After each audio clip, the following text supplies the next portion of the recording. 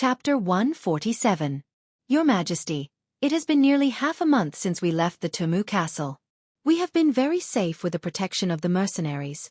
But after all, outsiders don't know our situation, and in order to avoid being hunted down by the Walla, we deliberately did not get in touch with the outside world. Now that so much time had passed, the situation in the capital was truly worrisome. I will be the vanguard and return to the capital first to tell the officials that Your Majesty is fine, so they can be at ease and stabilize the court. After thinking about it again and again, Yang Chendong finally decided to leave first and did not travel with Zhu Qizhen, who was crawling like a snail.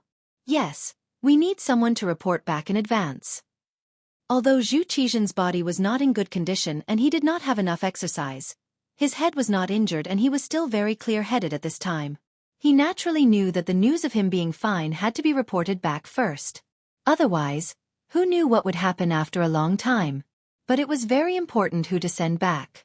After all, these powerful mercenaries were invited by Yang Chendong. If he was not there, who could take care of the situation if there was a problem? It was not easy to escape the claws of the Walla, but if they became a pawn in the hands of these mercenaries, they would not be able to find a place to cry. Zhu Qizhen agreed to send someone back to inform, but it seemed that he did not agree with Yang Chendong's return. The Minister of War, Kuang Yi, and the Minister of Revenue, Wang Zhua, looked at each other and immediately understood. This time, it was because of Yang Chendong that their lives were saved. It could be called a great kindness. And now, it was time to repay the kindness. Immediately, the two of them knelt on the ground at the same time and said to Zhu Qizhen, "Your Majesty, we agree with Yang Chendong's request. But for the sake of justice, we ask the benefactor to reward Yang Chendong for his great merit in this matter and ask Your Majesty to reward him." "Your Majesty, please reward him." The other 7 officials who reacted were also awakened by this kneeling and immediately knelt on the ground to beg. This kneeling was to thank Yang Chendong for saving their lives, but at the same time, it was also for themselves. Thinking about it, if Yang Chendong could be conferred a title, then the 9 of them would at least be rewarded for their hard work. At the very least, he would be given the title of a loyal subject, which could be used as a condition for promotion in the future. Of course, there was a precondition to all of this, and that was that Yang Chendong, who had made the greatest contribution, had obtained the benefits first. Otherwise, how could they ask for credit? As soon as the 9 ministers knelt, Zhu Qizhen immediately felt like he was the emperor. Feeling smug, he nodded his head and said, "That's right. Everyone is right." This time, Yang Shima has indeed performed meritorious service in protecting His Majesty and deserves to be heavily rewarded. In that case, I will confer Yang Chendong the title of Loyal and Courageous Count, with a salary of 1,100 stones. He will be able to command the troops in brocade clothes, and will be given a certificate. The Ming dynasty had always had a rule that those who did not contribute to the country and the military were not allowed to be bestowed with titles. This time, Yang Chendong had saved the emperor and 9 important ministers. This was definitely a military merit, and he deserved this title. "Thank you, Your Majesty." After receiving the reward, Yang Chendong immediately knelt down to thank the emperor. "Your Majesty is wise." Kuang Yi, Wang Zhua, and the other important ministers also knelt down one by one, thanking the emperor for his wisdom. Yang Chendong was conferred the title of Count, which was equivalent to receiving a very heavy reward. Then, would their rewards be far away? "Everyone, please rise." Zhu Qizhen's face was filled with satisfaction. He liked the feeling of being bowed to 3 times and kowtowed to 9 times. This made him feel the prestige of being an emperor. However, after a smile, he also expressed his intention to send Yang Chendong back to the capital. Otherwise, why would he let him be the commander of the brocade guards? This was an official position in the upper echelons of the brocade guards. With this status, it would be much more convenient for him to move about the capital. With the title of Count, Yang Chendong was no longer the Crown Prince's steed, but the Count of Loyalty and Courage. At this moment, he stood up and once more requested that he return to the capital first to make arrangements. "Okay, we approve. Count of Loyalty and Courage, which minister do you need to go with you?" After making his decision, Zhu Qizhen began to consider who to send into the capital. In his view, Yang Chendong was still a little too light. This person had only been a 5th-rank official in the past, and he had only recently been conferred the title of Count of Loyalty and Courage. No one knew that sending him back would be very inconvenient. Zhu Qizhen had his own thoughts, and after saying this, he turned his gaze to the other 9 ministers. These 9 were all civil officials, and only Kuang Yi was the Minister of War. However, he was already very old, and it would be inappropriate for him to be in a hurry. Thus, none of them dared to meet the emperor's gaze. However, Yang Chendong had seen the reactions of his ministers, and he had never planned on bringing anyone back. After all, after returning to the capital, there were many things that he might not do according to the rules. Thus, he clasped his hands and said, "Your Majesty, in this subject's view, we shouldn't have the other ministers accompany us. They are all exhausted from the journey. I want to bring the least amount of people back to the capital as quickly as possible. I'm afraid that the ministers' bodies won't be able to take it. If something happens along the way, it will be difficult to deal with it. Why don't this subject go alone? Your Majesty only needs to write an edict for this subject. This way, it will be easier to gain the trust of others, and it will also let everyone know that Your Majesty is well." Seeing that none of the 9 ministers took the initiative to step forward, and that Yang Chendong's words made sense, Zhu Qizhen pondered for a moment before saying, "All right, since that's the case, do you have pen and paper? We will write an edict to reward the Count of Loyalty and Courage, and ask him to write a letter for the Count of Loyalty and Courage to bring it to Empress Dowager Sun and Empress Qian." "Come, bring me pen and ink." Yang Chendong signaled to Beta Persei with his eyes. Beta Persei immediately responded, and then took out the pen, ink, paper, and inkstone that he had prepared in advance from the bag behind him. In such an environment, Yang Chendong was still able to bring these seemingly useless things. It had to be said that he was really considerate. Everything was prepared, and the Minister of Revenue, Wang Zhua, personally ground the ink. Soon, Zhu Qizhen personally finished writing an edict and a letter to the harem. Yang Chendong held the letter with the ink still wet and named more than 30 people. Among them were the First Guard, Qiu Vi, Tiger's Mane, Beta Persei, and others who had been hiding in the cold front. Only Xiao Feng and 70 people were left behind, and Yang Wu was left behind to protect the emperor. Before leaving, Yang Chendong deliberately gave Xiao Feng a look that no one else knew. Even if Xiao Feng was a mercenary and came for money, that was anyone who had money could use it. With Yang Chendong's understanding of Zhu Qizhen, he would definitely contact Xiao Feng if he had such an opportunity. He didn't do so before because of his face. Now that he had left, some words could naturally be said. This was probably the main reason why Zhu Qizhen agreed to let Yang Chendong go first. The night was dark and windy. It was the perfect time to kill. The night was not bad. There was wind, but it wasn't strong. It was so dark that one couldn't even see one's fingers. This kind of night was the best time to do some evil deeds.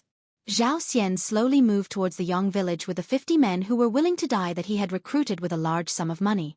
Although Zhao Xian was Jin Ying's servant, he was an ambitious person. He wanted to act alone and obtain great merit. Once he obtained the firearm that could fire continuously and accurately, he would be able to present it to his master, Jin Ying. It would only be a matter of time before he would be blessed with great fortune. He naturally had his reasons for not reporting this to his superiors and not mobilizing a large number of embroidered uniform guards. Firstly, he was afraid that the merit would be divided. Secondly, he was worried that if too many people appeared and caused too much of a commotion, the other party would eventually destroy the exquisite firearm. If that was the case, there was no need to mobilize a large force just to destroy Yang village without their master, Yang Chendong. With the idea of obtaining great merit, Zhao Xian and the 50 people moved toward Yang village in the dark night.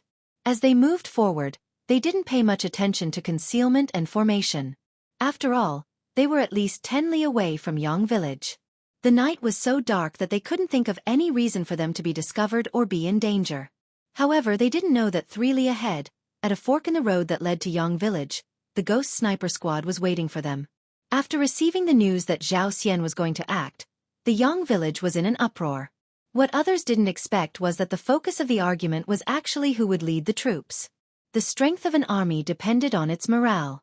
Even if it was a well-trained army, it would only be a defeated army when its morale was completely gone.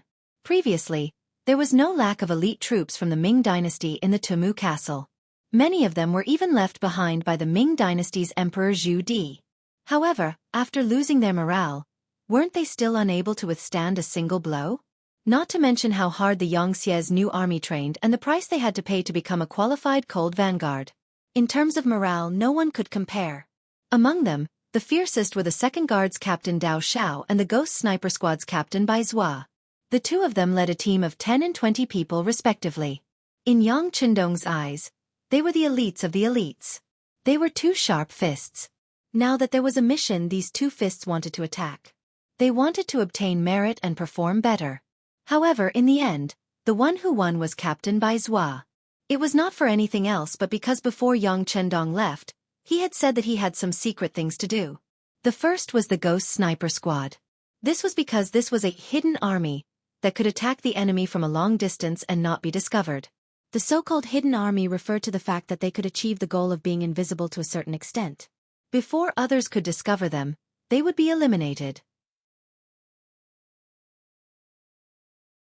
Chapter 148. This time, dealing with Zhao Xian was a secret mission. Mobilizing the Ghost Shadow Sniper Squad was the most appropriate move for this kind of mission. When Bai Zhua mentioned the sixth young master's message, Dao Xiao had no choice but to lower his head. The advantage of the guards was in their defense. They could even block bullets for their master in times of danger. Loyalty was a must.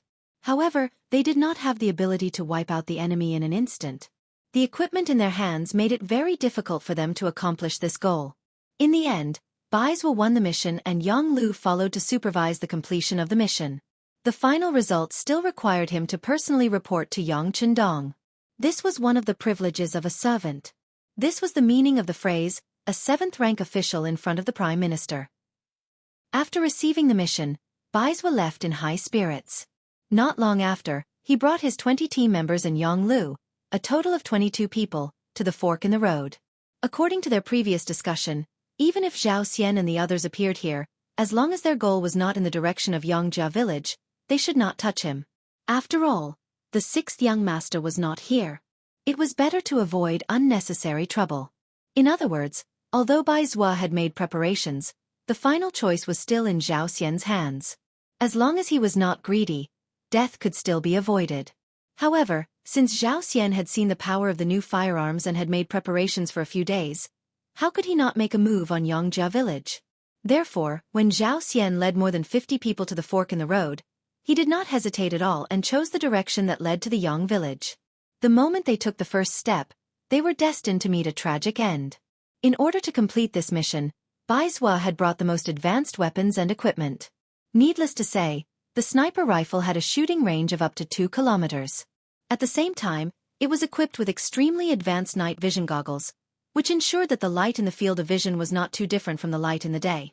It was still possible to see every movement of the target clearly, and even every hair on their body.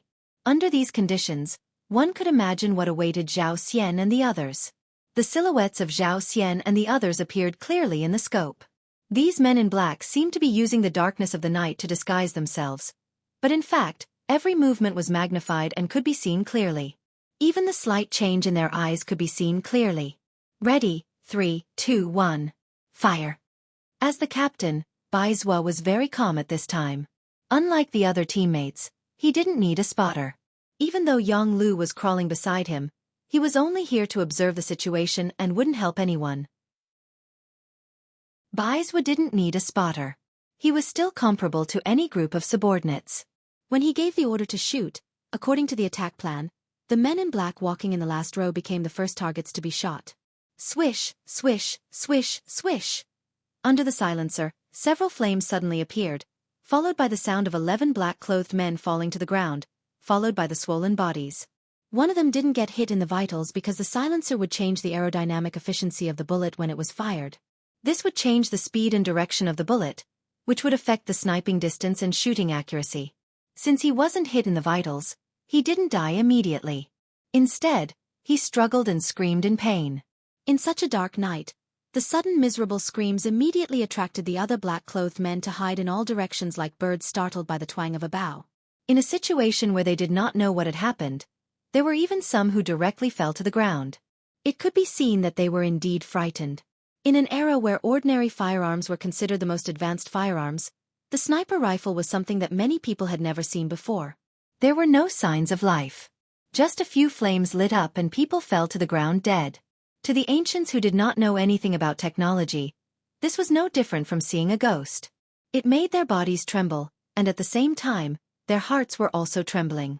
Once the order to shoot was given, the attack wouldn't stop unless all the enemies were eliminated.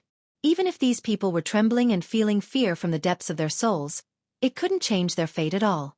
The flashes of light were like the fluttering of the world, dazzling and eye-catching. What followed was the men in black being killed on the ground one after another. No matter where they hid, whether they were standing, squatting, or lying down, it didn't change their fate of death. After the flashes of light, after only 5 rounds, only Zhao Xian was left on the battlefield. It wasn't that he hid well, nor was it that he was lucky. Leaving him alive was originally Yang Lu's request. More than 50 people were handed over to the Ghost Shadow Sniper team, leaving one person for himself to kill. This was the result that Yang Lu came to after discussing with Bai Zhua. They didn't want no one to know of their existence when they first appeared. Even if Zhao Xian was destined to die, it was also a kind of glory for him to know who killed him before he died. Originally, there was a group of living people around him. Although these people had cold expressions and even had a murderous aura in their eyes, they were still living people after all. It wasn't like now, where the surroundings were filled with a deathly aura and the smell of fresh blood assailed his nostrils. Zhao Xian felt as if he was living in hell. There was only deathly aura around him. Just as his eyes kept turning and his mind was blank, frightened by the scene in front of him, Yang Lu appeared from a bush and walked out. Who are you? Let me tell you, my master is Lord Jining. If you dare to kill me, he will definitely not let you go. Feeling a black shadow creeping towards him in the distance, Zhao Xian's lips kept trembling as he tried to threaten the other party with a trembling voice. He was a fish on the chopping block. At this moment, Zhao Xian's voice was so weak and pale that it didn't pose the slightest threat to Yang Lu, who was getting closer and closer. With steady steps, Yang Lu walked step by step like a heavy hammer pounding on the soul. He arrived in front of Zhao Xian and raised the broadsword in his hand high. Kid, I'll give you a benefit before you die. I'll let you be a ghost that knows the truth. Since you've offended the 6th young master, death is your only fate. You're from the Yang village? No. That's impossible. Your master is already dead and you still dare to offend Lord Jining. You're all destined to die. At this moment, Zhao Xian finally regained his senses and realized Yang Lu's identity. He then shouted hysterically. Unfortunately, no matter how much he shouted, he couldn't change the outcome. As Yang Lu raised his broadsword high and brought it down, a bloody head flew into the air. Zhao Xian was dead. When he died, his widened eyes seemed to express the unwillingness in his heart. He finally knew how powerful the Yang village was. He knew that the Yang village had more than one powerful firearm. He knew that the Yang village was not to be trifled with and was powerful. If he had another chance to choose, he definitely wouldn't have brought his men to the Yang village to steal the credit. Instead, he would have brought a large group of embroidered uniform guards to the Yang village. He didn't believe that the people of the Yang village would dare to resist against the embroidered uniform guards.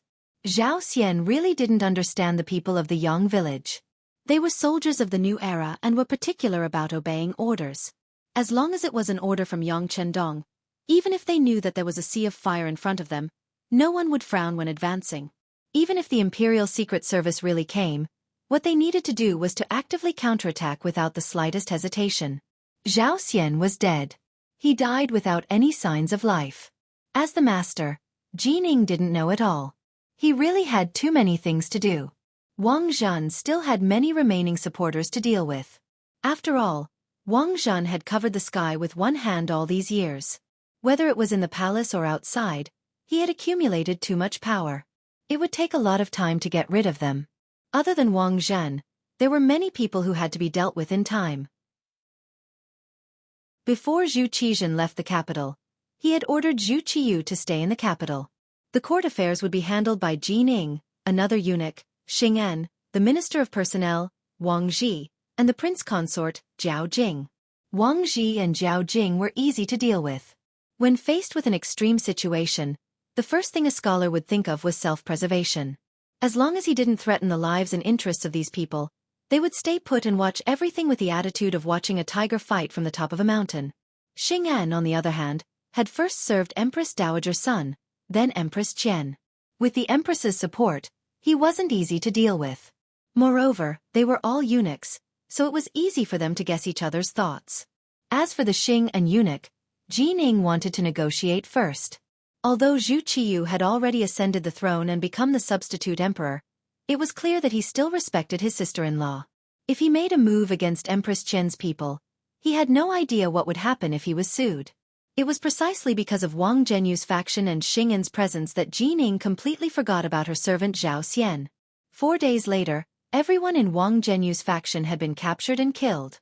Aside from those who had escaped, most of them had been eliminated. Moreover, the negotiations with Xing'an had gone smoothly. Everyone had reached an agreement to mind their own business. Only then did he remember the matter of the immortal abode and sky beyond heaven. He immediately ordered someone to find Zhao Xian. After learning that Zhao Xian hadn't appeared for several days, he summoned the second master of the Yang clan, Yang Rang. He wanted to ask when these properties would become his. The palace eunuchs came to Yang Rang's residence and led him into the palace. Yang Rang's face lit up with joy. Chapter 149. He did not know that Zhao Xian had already gone to hell. He thought that he had succeeded and that Jining was going to reward him. He did not forget that the eunuch in charge had said that there would be more benefits for him. He was still looking forward to being promoted and getting rich. Yang Rang came to the palace with a trace of anticipation and excitement. The moment he saw Jining, he knelt on the ground without any bottom line and kept saying auspicious things about Jining. "All right, Lord Yang, please get up." A satisfied smile hung on Jining's face. What he loved the most was to see those high and mighty so-called pillars of the country, the aristocratic families, kneel down and salute him. It gave him a great sense of accomplishment. Yang Rang thanked him profusely and stood up again. Then, he stood there respectfully with a bashful smile on his face. "Lord Yang, this time I called you here to ask you, do you know where Zhao Xian is now? And what happened when you went to the Yang village that day?" Jinying's question made Yang Rang's heart tremble. He had thought that the matter had been resolved. Unexpectedly, it was not the case at all. Zhao Xian had actually disappeared. For a moment, while he was surprised, he recounted everything that had happened at the Yang village that day. At first, Jining listened carefully. However, the more he listened, the more complicated his expression became. As the master, he knew very well what kind of person Zhao Xian was. He was a person who rejoiced in grandiose achievements. It was only because he was very loyal to him that he was still used by him. Thinking that now that he had great power in his hands, he thought that the matter that was given to him would not go wrong. However, he had never imagined that things would turn out like this. He had a feeling that Zhao Xian's life was in danger and that this matter must have something to do with the Yang village. "Lord Yang, you said that when you went that day, the servants of the Yang village had an unknown firearm and that it was very powerful? Is that so?" Jining thought of the crux of the matter. This was probably the result of Zhao Xian's selfishness. "That's right, Eunuch Jin. Those firearms are very powerful.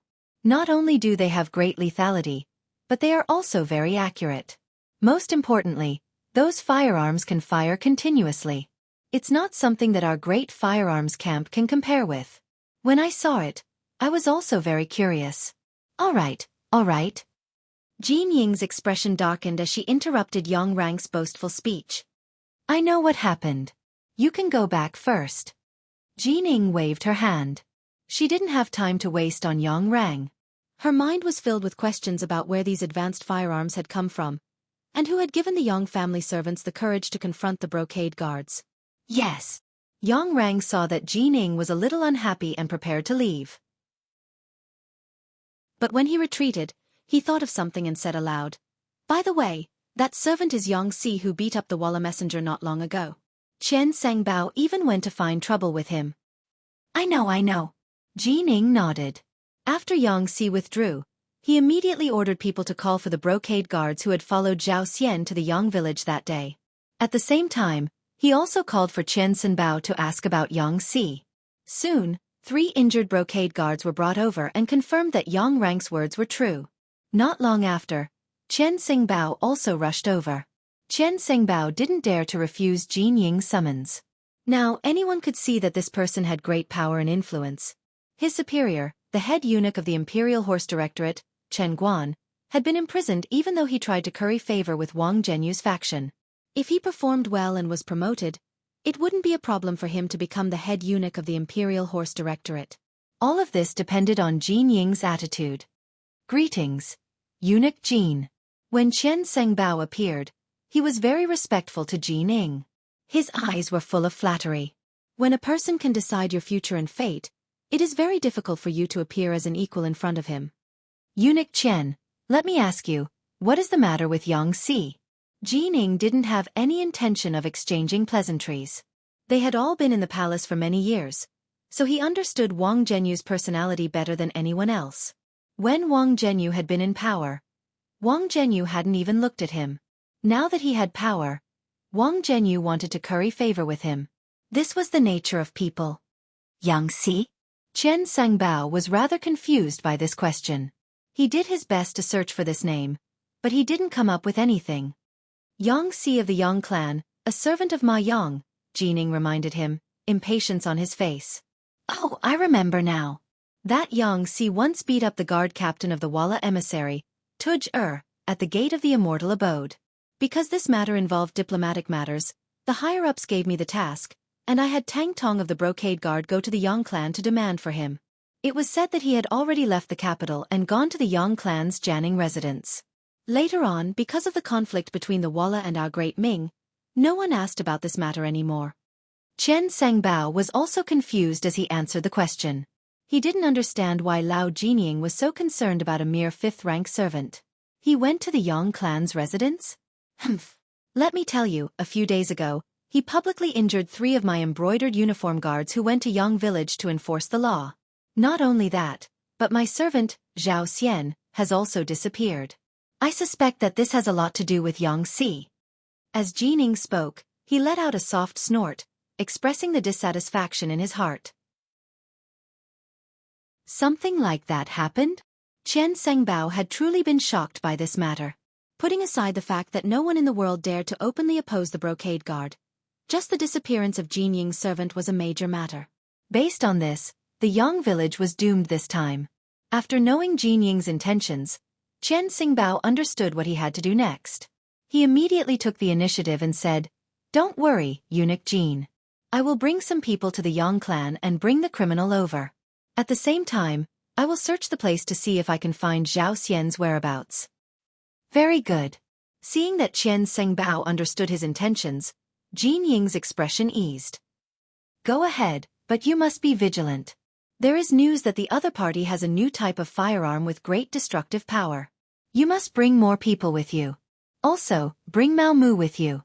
In the past, when Wang Zhan communicated with the Yang clan, he relied on this person. Let him reason things out first.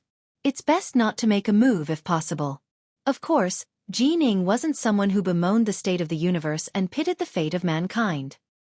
He didn't have the slightest intention of being soft-hearted when it came to the lives of the Yang clan people.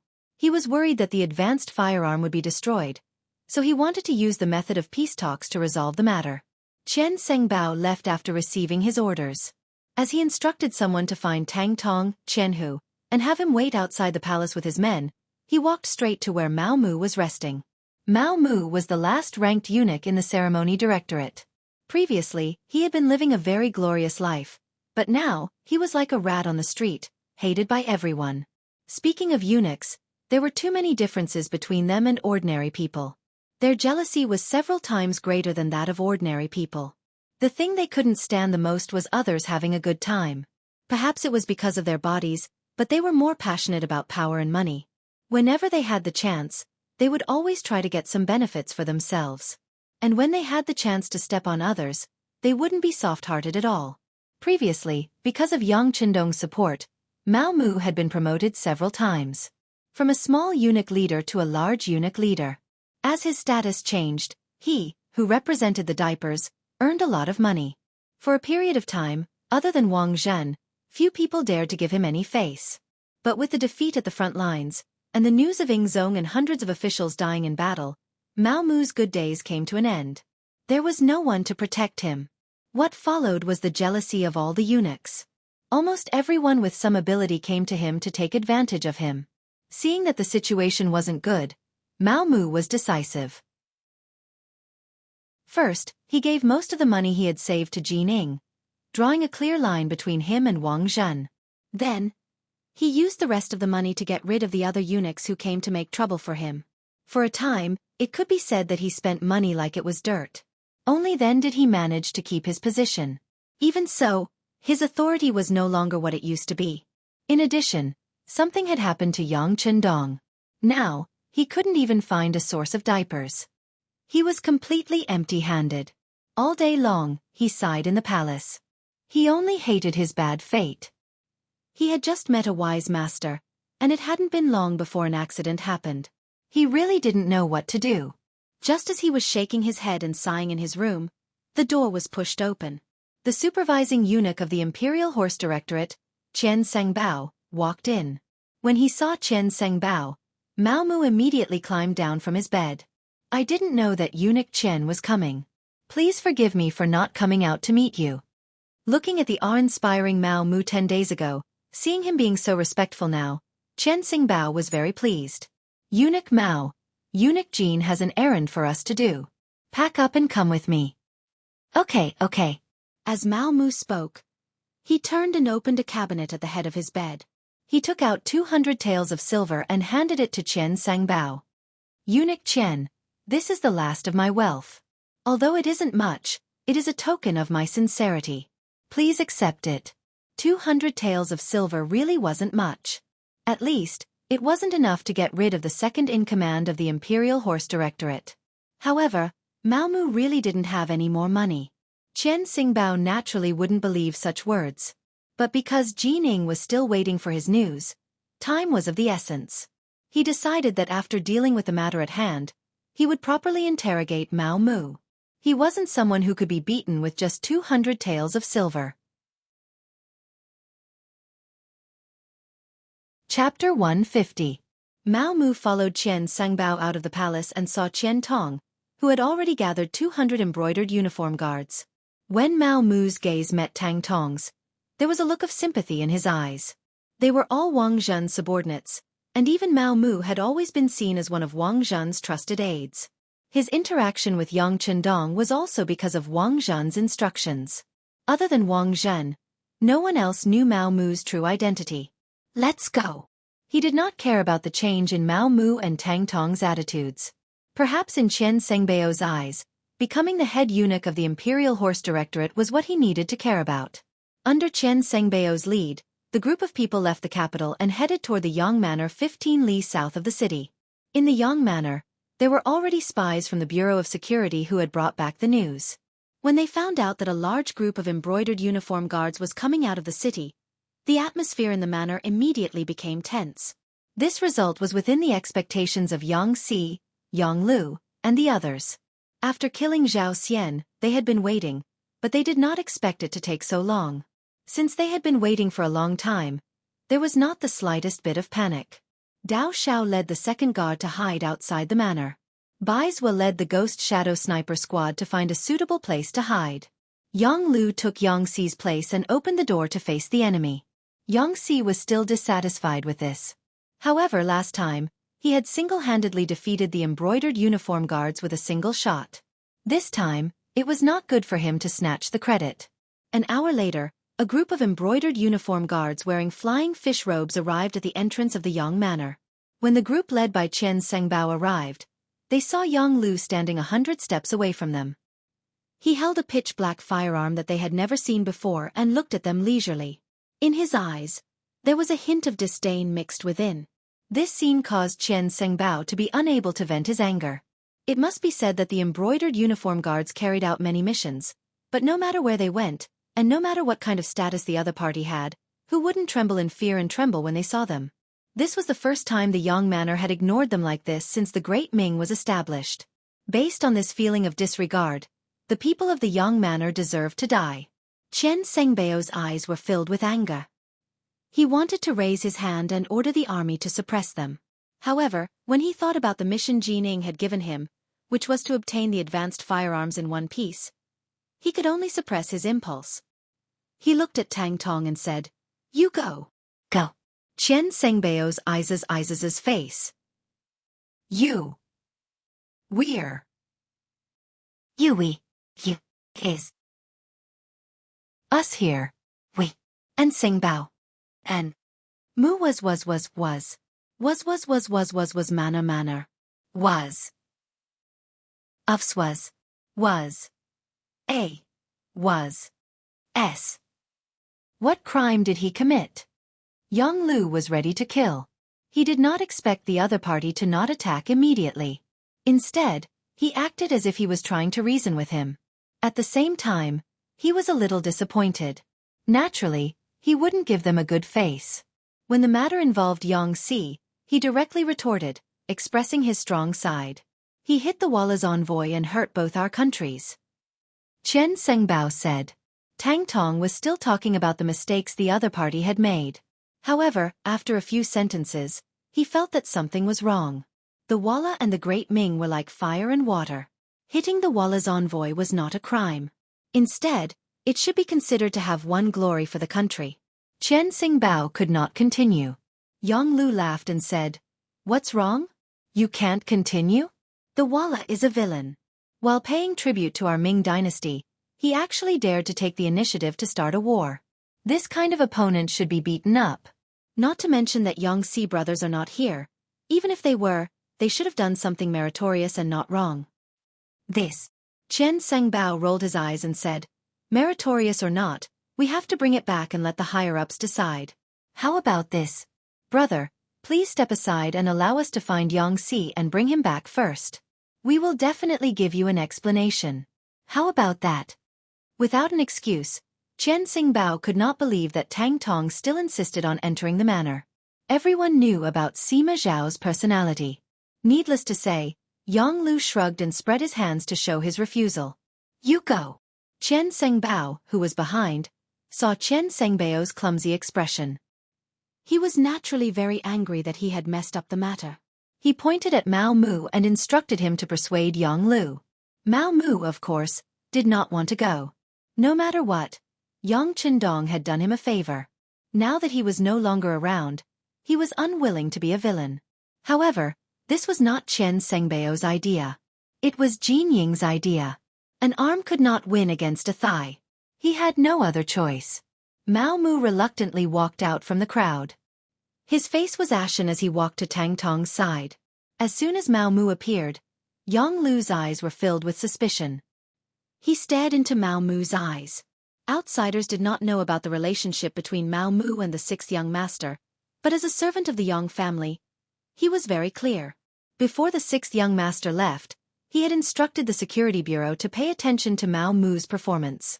At the same time, this was also a test. If Mao Mu could pass this test, he would definitely be put in an important position. On the other hand, if Mao Mu was a traitor, they would not mind getting rid of him and replacing him with someone else. Sensing Yang Lu's questioning gaze, Mao Mu hurriedly lowered his head. "We're here to look for Yangxi. If he's here, then hand him over. If you insist on not handing him over, then I'm afraid we'll force our way into the manor. Let me ask you, can you stop 200 of us by yourself?" Mao Mu's words were interrogative. However, if one listened carefully, it was as if he was telling Yang Lu that they would definitely enter the manor for an inspection today. Yang Lu should quickly think of a countermeasure.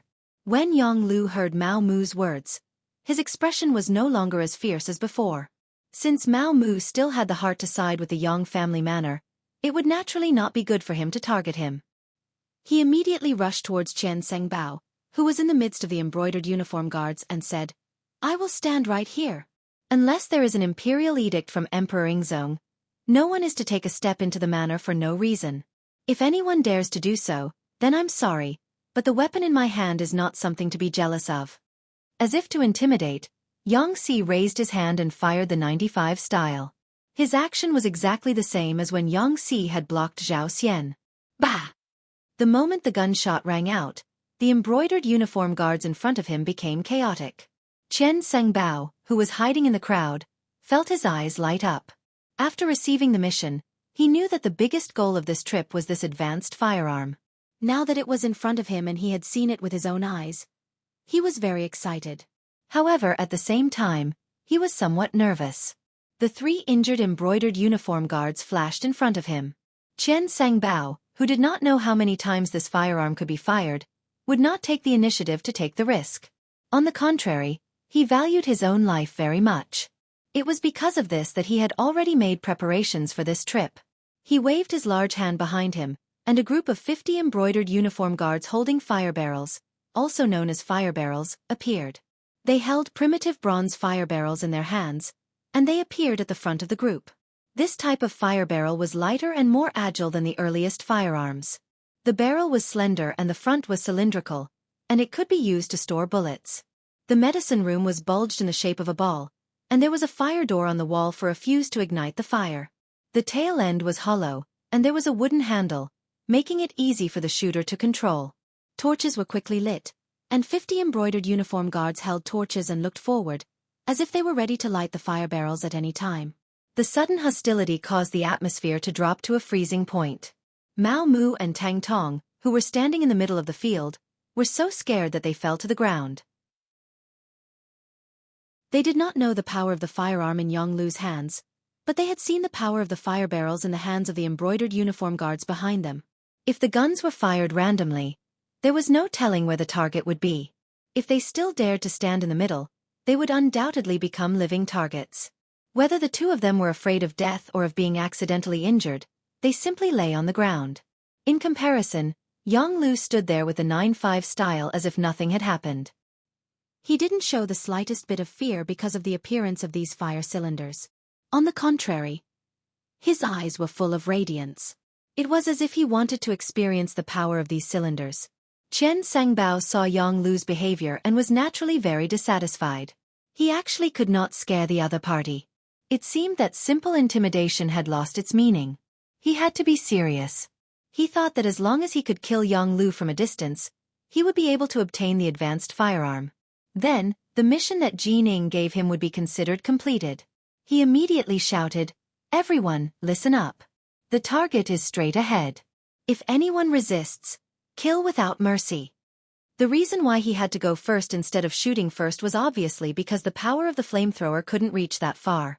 He wanted to shorten the distance between them. As long as he reached the effective range, he wouldn't hold back. It was because he knew the effective range of the fire barrels that Yang Lu was so fearless. Now that he saw the other party's troops moving forward, he raised his gun and let out a deafening gunshot. "Stop where you are. Otherwise, I will shoot whoever dares to move forward." His voice was loud and clear, firm and powerful. It represented Yang Lu's current mood. However, the embroidered uniform guards didn't really stop. Qian Sangbao had given a strict order and was supervising the battle from the rear. If any of them dared to stop at this moment, they would be punished by military law. Before they saw the power of the new firearm, who would dare to stop? Chapter 151. The embroidered uniform guards did not stop because of Yang Lu's words. They continued to walk forward in a straight line. From their point of view, there was no reason for them to lose when 200 people fought one person. However, they did not know that this scene was exactly what Yang Lu wanted. He was really worried that if he shouted a few words, he would scare them. If that happened, he would not be able to use his skills. Now that these people were not afraid of death, it was exactly what he wanted. He also had a chance to show off. His shout spread out. Seeing that the embroidered uniform guards did not move, Yang Lu smiled. He raised the 95 style in his hand and aimed it at the embroidered uniform guards at the front. He then adjusted his breathing and his right index finger gently pulled the trigger. He began to fire one by one. In Yang Lu's eyes, the embroidered uniform guards who were lined up with fire barrels were like fixed targets. As long as he wanted to, he could easily take the life of any one of them. However, these people were not enemies, nor were they like the fugitives that Zhao Xian had brought. They were only soldiers who had received orders. They were not enemies who would not rest until one of them was dead. He did not need to kill them. He only needed to injure them and make them suffer heavy injuries to break their fighting spirit. Yang Lu moved the muzzle of the gun slightly, from the original position of the forehead to the legs. His index finger moved slightly and he fired the first shot. Bang! The second shot rang out. The spinning bullet flew forward and whistled through the air. It directly drilled into the right leg of an embroidered uniform guard. The bullet entered the flesh and brought about a huge impact. The moment it came into contact with the blood, there was a splash of blood. Next, a figure fell to the ground. Along with him was the green fire barrel that was originally in his hand. Bang, bang, bang. All of this was just the beginning. Following Yonglu's continuous movements of his index finger, the embroidered uniform guards in the front row fell to the ground one after another. The extremely fast speed and accurate hit rate caused the embroidered uniform guards in the front row to become a complete mess. There was no one who wasn't afraid of death, especially when they knew that they were going to die. Even the embroidered uniform guards' morale began to waver. Some directly ran back, some took the initiative to lie down on the ground, and some had already lit their barrels and poured out the gunpowder. As for whether they could hurt Yonglu or not, they no longer cared. 7 shots were fired, and after taking down 7 armed embroidered uniform guards, the entire formation fell into chaos. Qian Sangbao, who was sandwiched in the crowd, was also completely frightened by this scene. The scene of Yonglu shooting at the embroidered uniform guards flashed in his mind. From this, he concluded that the other party's firearms were indeed very advanced. Once Jining obtained them, who in the world would be a match for him? If he could hold such a powerful weapon in his hands, whether he gave it to Jining or kept it for himself, it would become the most powerful weapon he could use to intimidate others. Overjoyed, he ignored the chaos in the formation and shouted to the front, let's go together, what are you afraid of? No matter how powerful he can't kill all of us.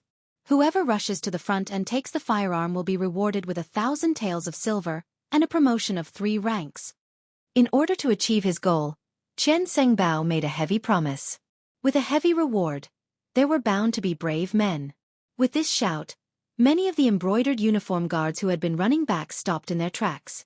Thinking of how to make a name for themselves, some of them made a fierce sound, turned around, and ran in Yonglu's direction. The sudden change was noticed by Yonglu. Naturally, he wasn't afraid of 8 or 10 people with one gun, but with so many of them charging at him together, he probably wouldn't even have the time to reload his gun. Originally, he wanted to be like Xianxia and fight the enemies alone, but now it seemed that he had underestimated the willpower of these embroidered uniform guards. He couldn't help but start to retreat. At the same time, he made a gesture with his right hand behind his back, telling the Ghost Shadow sniper team hidden inside the Yang village to prepare to attack. Charge! Seeing that Yonglu had started to retreat, the embroidered uniform guards couldn't help but be overjoyed. They seemed to have seen the light, saw the hope, and also saw that promotion and wealth were right in front of them. In the Yang village, Bai Zhua and the other 21 people were lying on the roof, each looking for the best angle to shoot. They were just waiting for the embroidered uniform guards to run into their shooting range to kill them. As the embroidered uniform guards approached step by step, the atmosphere became very tense. A big battle could break out at any time. Once the Ghost Shadow sniper team attacked, the scene would be filled with corpses. It would also mean that the Yang village and the Great Ming dynasty had completely broken off. At this moment, everyone's hearts were thumping. They were nervous and excited. Bam, bam, bam. Just when the embroidered uniform guards were 200 steps away from the Yang village, and Bai Zhua was about to give the order to shoot, a series of intense gunshots suddenly rang out from behind them. This sudden gunshot also shocked the Ghost Shadow sniper team, who were ready to shoot. Captain Bai Zhua didn't understand. They had agreed to attack first, and Dao Xiao and the second guard would finish them off. Why did they attack first? Captain? Are we going to attack? One of the Ghost Shadow sniper team members couldn't suppress the excitement in his heart and quietly asked Bai Zhua. Wait a minute, don't shoot first. Bai Zhua looked at the Yang village's main gate in confusion. Then, he took out his high-powered binoculars. When he looked at it, his expression became very excited. Tell everyone, don't shoot without orders. The 6th young master is back. Yang Chendong was indeed back. He led more than 30 people and rushed over. 1 man and 2 horses didn't stop to rest. Finally, they arrived at the Yang village at the last moment. When he saw a large group of embroidered uniform guards rushing into the village, he didn't say anything and gave the order to shoot. Yang Chendong viewed the Yang village as very important. Otherwise, he wouldn't have left Zhu Qizhen in such a hurry and rushed back first. He definitely wouldn't allow anyone to threaten the safety of his village and the lives of the people in the village. After Yang Chendong gave the order, the 30 people following him naturally wouldn't be polite. They raised their guns and roared. The unprepared embroidered uniform guards behind them quickly fell. This also scared Qian Sangbao, who was in the crowd. He didn't understand where these people came from and how they actually dared to attack the embroidered uniform guards. Did they still have the law in their eyes? When he looked back with a puzzled heart, he saw a group of Ming Dynasty soldiers wearing Mandarin duck battle jackets. The people who came were actually Ming Dynasty soldiers, which made Qian Sangbao even more surprised. Since when did ordinary soldiers have the guts to attack the embroidered uniform guards? Moreover, where did those advanced firearms in their hands come from? In order to find out the reason, he ordered all the embroidered uniform guards to stop moving. He brought a few of his trusted subordinates and walked towards Yang Chendong at the back. At this time, Yang Chendong also gave the order to stop shooting. He wanted to see who couldn't help but attack the Yang village after he left. Of course, no matter who it was, he would make them pay the price in blood. As Qian Sangbao strode over, he naturally saw Yang Chendong in the crowd. Although he was dressed differently from his usual azure robes, who in the capital didn't know of the Dong Shui? Yang Chendong? It's actually you? Impudent! Who are you?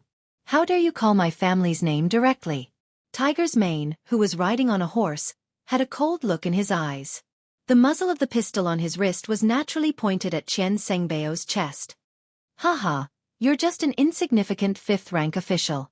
You really don't enter this eunuch's eyes. My family's Qian Sangbao is the supervising eunuch of the Imperial Horse Directorate. Qian Sangbao reported his name amidst the laughter.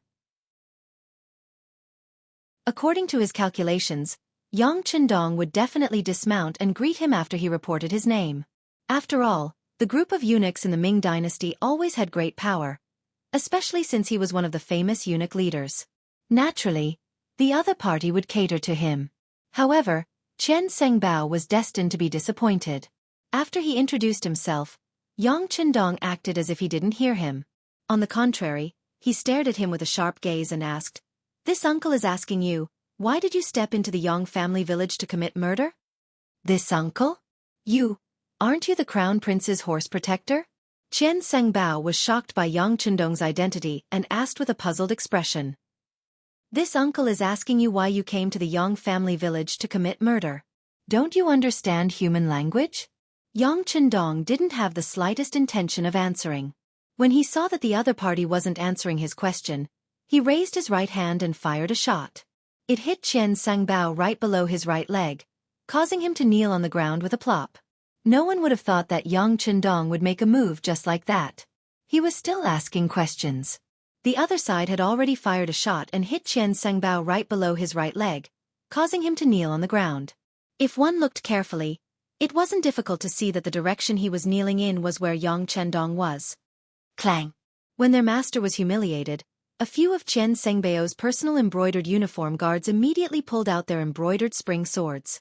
They looked like they were eager to rush up at any time. However, before they could do anything, Qiu Vi and the other guards had already raised the 95 style. Under the continuous firing of their guns, the few fierce-looking embroidered uniform guards all fell to the ground. Everyone was shot in the forehead and couldn't be more dead. Compared to Yang Chendong's previous warning, Yang Chendong didn't have any intention of leaving anyone alive. After a few gunshots, no one around Qian Sangbao was able to stand. This scene also frightened the supervising eunuch. He endured the pain from his leg and said repeatedly, "Spare my life, Dong Shui, spare my life. I came to the Yang family village under the orders of eunuch Jin Ing." Jin Ing? He that outdated old eunuch? Hearing that he came under the orders of Jin Ing, Yang Chendong's eyes flashed with anger. After knowing the culprit, he lost interest in continuing to talk with Qian Sangbao. After shaking his head casually, the considerate Tiger's Mane on the side casually shot Qian Sangbao. Chapter 152. After the gunshot, Qian Sangbao's eyes widened and he fell to the ground with an unwilling expression. Even as he died, his eyes were still wide open. He clearly couldn't believe that Yang Chendong would be so bold. Not only did he kill the embroidered uniform guards, he also killed the chief eunuch. Was he not afraid of the Bright King's law? With Qian Sangbao dead, The other embroidered uniform guards looked at Yang Qindong with a strange gaze. At this moment, almost everyone was in a daze. They really didn't know if this person would be so bold as to kill them in the next breath. After all, he had already killed so many people. It didn't seem to matter if he killed a few more people. Under the protection of more than 30 guards and Lang Feng, Yang Qindong rode past the embroidered uniform guards who were kneeling on the ground in fear. He saw Tang Tong, who was also kneeling on the ground and trembling, as well as Mao Mu, whose eyes were filled with surprise. Watch these people. Without this uncle's orders, don't let a single one escape. Also take care of these corpses. Eunuch Mao and Captain Tang, follow me into the manor, Yang Qindong said in a low voice, then turned and walked into the manor. At the entrance of the manor, Yang Lu was already kneeling on the ground respectfully. In the whole world, only the 6th young master could make him kneel so willingly. Get up. You've worked hard. When he passed by Yang Lu, Yang Qindong's voice became much more amiable. It was this "you've worked hard" that made Yang Lu have the urge to cry. However, he instinctively held back his tears and said, "To be loyal to the 6th young master is a subordinate's duty and obligation." Very good. Yang Qindong nodded lightly. He leaped past Yang Lu and headed straight for the entrance of the Yang Manor. Here, he saw Qiao Yin, Madame Shui, and Madame Xiang. Of course, he also saw 7th sister Yang Duo and Hu Yen.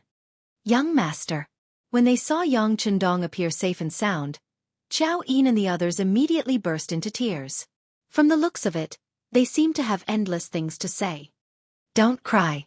Young master, didn't I come back safe and sound? Hee, I have some matters to attend to. After I'm done, I'll have a long chat with you. Yang Qindong said to the girls with a happy expression. When his gaze fell on Hu Yen, he nodded lightly. Under their gazes, Hu Yen was immediately embarrassed. She had a feeling that her actions this time would definitely be accepted by Yang Qindong, and even her entire person would be accepted by him. Tang Tong and Mao Mu didn't even dare to raise their heads as they followed Yang Qindong into the Yang Manor. Just now, Qian Sengbao was killed without saying a word. They really didn't know if they would be killed because of their inappropriate actions next. Perhaps from Yang Qindong's performance just now, the two of them had already crowned this Dong Shui with the title of daring to the extreme. If it was possible, they could even say that he was rebelling. In the side hall, Yang Qindong sat down. Tiger's Mane stood on his left, and Beta Persei stood on his right to ensure his absolute safety. Qiao Yin still played the role of a personal maid. After taking the initiative to serve tea, she left. Needless to say, Yang Qindong was indeed a little thirsty after rushing all the way here. He didn't care about his image and drank the tea in one gulp. Then his gaze fell on Tang Tong and asked, "Tell me what's going on?" "Dong Shui, I'm innocent. I'm just following orders. I don't have the slightest intention of becoming enemies with the Yang clan." Tang Tong, who was called out, knelt on the ground with a plop. It could be seen that he was extremely afraid now. His original backer, Wang Zhan, had fallen.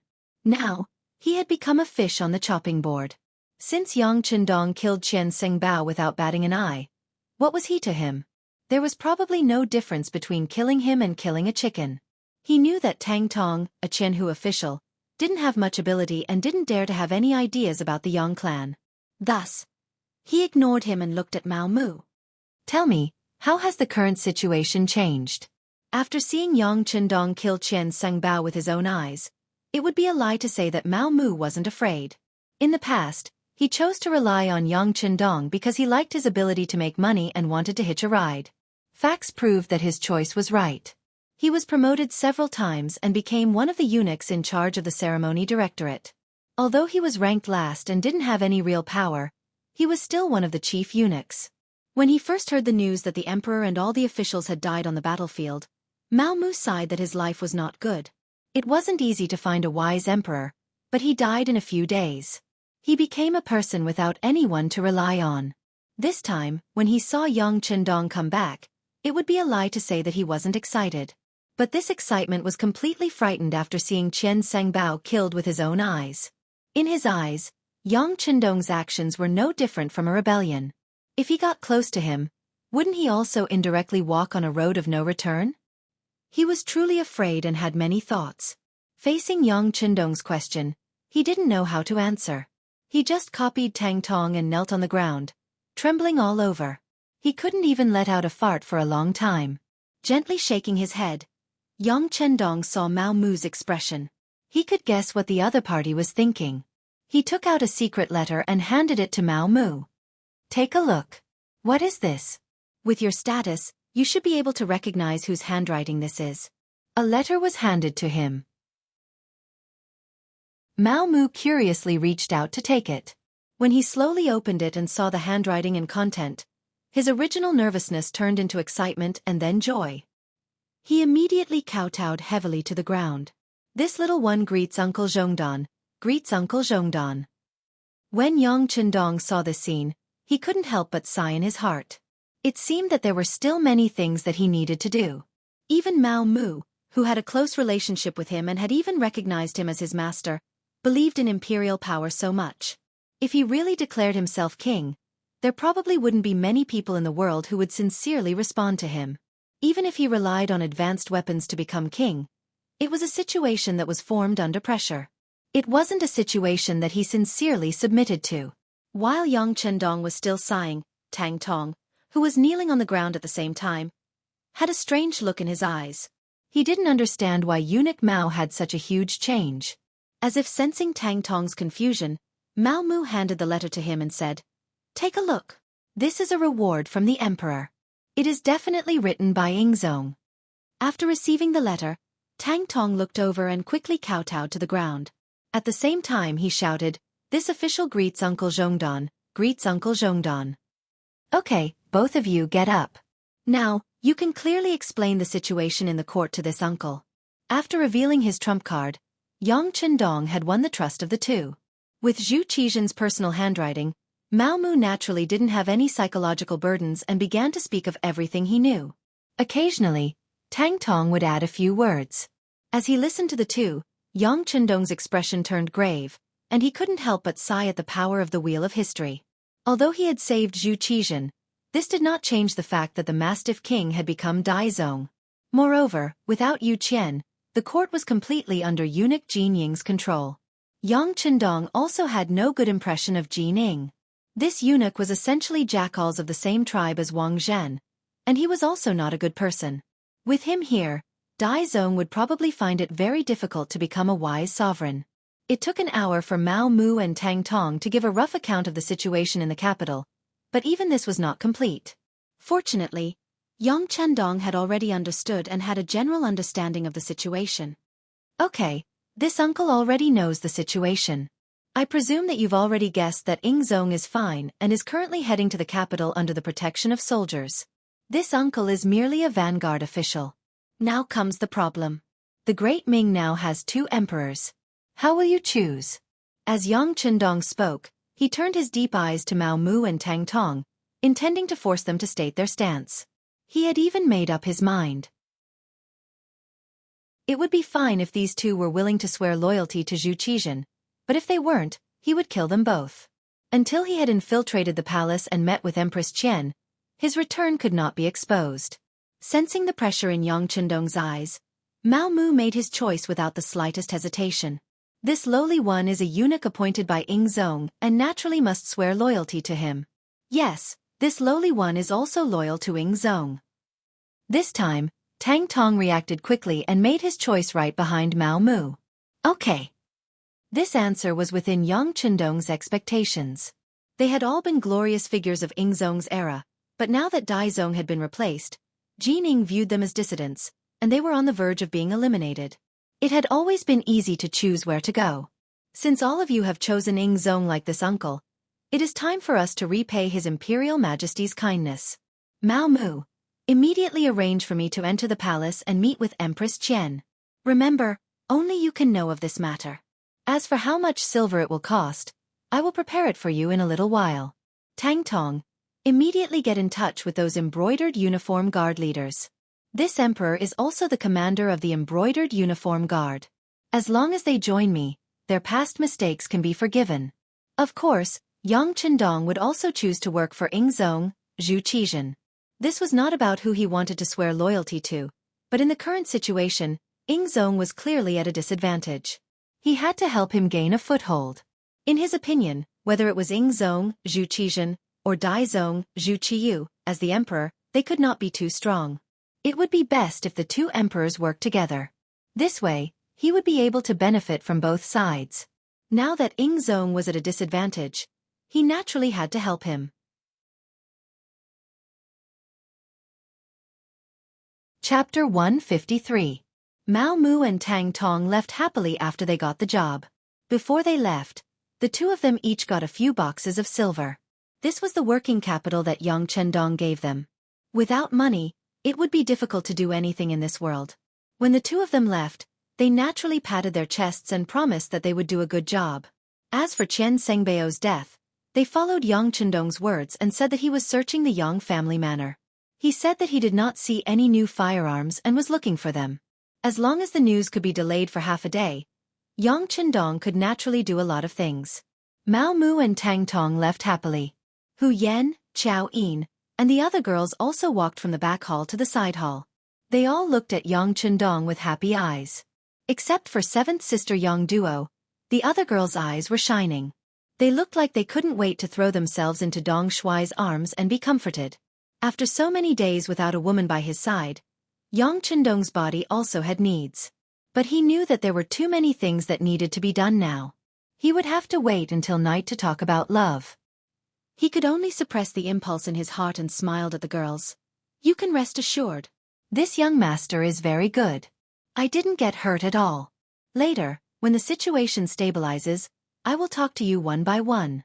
For now, young master Yang San is here. He is waiting in your study. Tiger's Mane walked into the side hall at the right time. His appearance helped Yang Chendong out of the situation, and also found a suitable excuse for temporarily leaving. Okay, this young master will go right away. After Yang Chendong finished speaking to Tiger's Mane, he showed an apologetic smile to the girls. Then, he got up and went to Hu Yan's side. He reached out and gently stroked her slender jade hand. Thank you for your hard work. Having her little hand grabbed by Yang Chendong in front of everyone, Hu Yan's little heart had long failed to live up to her expectations and was beating rapidly. Her little face was blushing and her head was almost buried in her neck. She didn't even know when Yang Chendong left. She only remembered that Chao Yin and the other girls came to her side and laughed at her for a while, making her even more embarrassed. In the study, Yang San rushed back from the capital after learning that the young master had returned safely. At the same time, he brought more detailed information about the capital. Flipping through page after page of accurate information obtained by the Security Bureau, Yang Chendong had a clearer understanding of the situation in the capital. Jianghu had indeed served several emperors. Once she gained power, her methods were very impressive. In an extremely short period of time, she had roped in many old officials for her use. From the looks of it, once Yingzong returned to the court, the situation would become even more complicated. Among all the information, there was one that caught Yang Chendong's attention. That was that the eunuch Xing, who was serving Empress Qian and had followed Empress Dowager Sun and led the harem, had actually reached an agreement with Jianghu. This was also thanks to the Security Bureau being willing to spend money to obtain such important information. However, even Mao Mu probably didn't know about this information. Thinking about how Mao Mu, who did not know, might enter the palace to contact Xing and discuss his meeting with Empress Qian, Yang Chendong's expression changed. He decisively decided to change his previous plan. He looked at Yang San and asked, "Let me ask you, is it possible to contact Empress Qian without anyone noticing?" After some thought, Yang San gave Yang Chendong an answer. "It's possible. We bribed one of the Empress Palace maids, but if we do this, the spies we've spent so much money on will be exposed." "It's fine. If they're exposed, they're exposed. In the future, we'll just spend money to plant more spies. How about this? Immediately get in touch with that palace maid, and then..." Mao Mu excitedly returned to the capital and entered the Imperial Palace. Just as Yang Chendong had guessed, he went to find Xing, the chief eunuch serving the Empress. As the chief eunuch serving the Empress, Xing had 40 eunuchs under his direct command, and there were countless eunuchs under these 40 eunuchs. Unlike the eunuchs serving the Emperor, Xing's authority was mainly in the harem. If the Empress had too much power, then the chief eunuch in the harem could be on par with some of the chief eunuchs serving the Emperor. From how Yingzong allowed Xing and Jianghu to assist him on this expedition, one could see his status. However, because Empress Jian wasn't keen on power, he wasn't as awe-inspiring as Ji Ning. Even so, other eunuchs couldn't meet him just because they wanted to. Fortunately, Mao Mu was originally the eunuch in charge of the ceremony directorate. In addition, he had spent a lot of money to send a message to Xing'an, allowing the two to meet. So it's Eunuch Mao. But why aren't you working in the ceremony directorate? Why have you come to this duke's place? They met, but Xing'an's attitude wasn't good. He spoke in a condescending tone. Eunuch Xing, this lowly one has come to discuss something important with you. Please dismiss your attendants. Mao Mu saw that there were two other eunuchs in the room and spoke carefully. Xing'an was about to bring a cup of tea to his mouth when he heard this and was startled. He carefully looked at Mao Mu and saw that he wasn't faking it. He thought that Mao Mu wouldn't dare to harm him here, so he lazily waved his hand, leaving only the two of them in the room. Now that there were no outsiders, Xing'an put down his cup and said, Eunuch Mao, I hope that you truly do have something important to discuss with me. Of course. Eunuch Xing, to tell you the truth, this lowly one has just received an important piece of information. Ingzong hasn't died. After approaching Xing'an's ear, Mao Mu told him the information he got from Yang Chendong. Originally, Xing'an's expression was calm as usual, but after hearing this, his expression immediately changed greatly.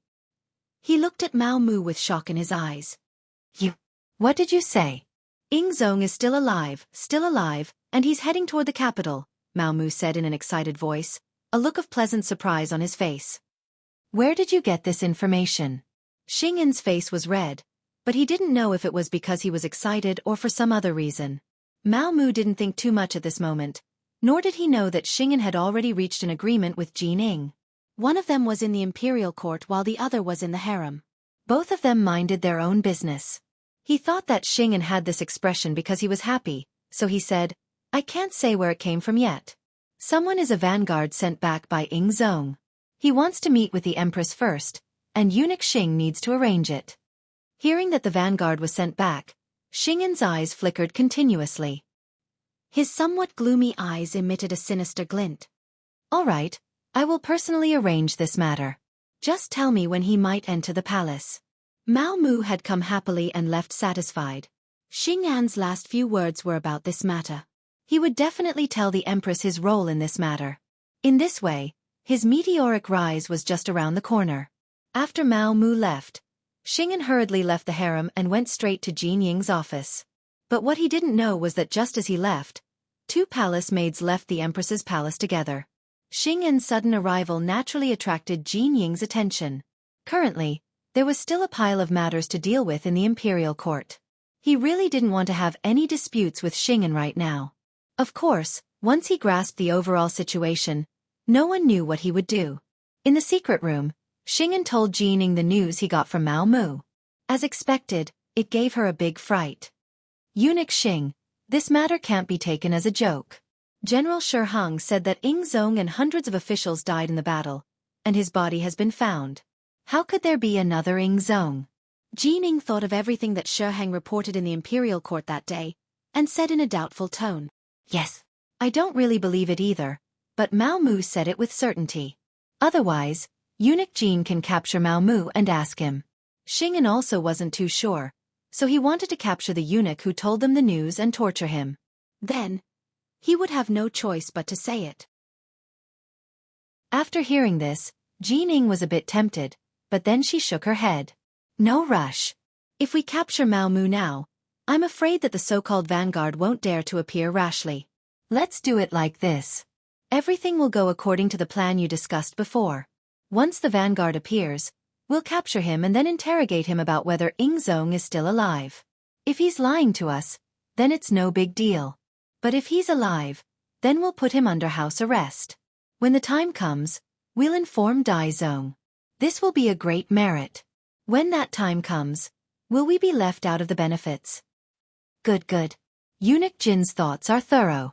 Thinking about how he could use this opportunity to make a good contribution in front of the new emperor, Xing'an's face was filled with excitement. Although it was true that he was the head eunuch by Empress Qian's side, the emperor had already been replaced, and the empress would be replaced sooner or later. When that time came, he would have to make plans as early as possible. This was also why he took the initiative to tell Jining this matter. This was to pave the way for future matters. Mao Mu was still waiting. When the time came, he would bring Yang Chendong to meet with Empress Qian in private. But before the main person appeared, a young eunuch appeared first. Eunuch Mao, the sixth young master has a message for you. Immediately leave the palace with me. Who are you? Mao Mu asked warily when he saw that the young eunuch was unfamiliar. Eunuch Jin, don't worry about who I am. All of this was arranged by the sixth young master. He said that what you did has been exposed. Soon, a great disaster will befall you. Come with me now. The eunuch who came also had an anxious look on his face. He was taking a huge risk by doing this. If Yang San had not found him and said that he was willing to pay 2,000 taels of silver for him to make this trip, then he definitely would not have appeared here. If it had been any other excuse to find him, Mao Mu might not have left with him. But the young eunuch mentioned the sixth young master. That meant that not many people knew that the sixth young master was still alive. This matter was filled with more credibility. All right, I'll go with you.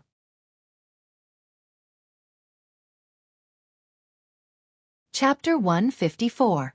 Yang Family Manor. A carriage arrived outside the manor, and entered the manor without any inspection. As soon as it stopped, Hu Yan, Yang Duo, and Xiao Yin hurriedly came up to greet it.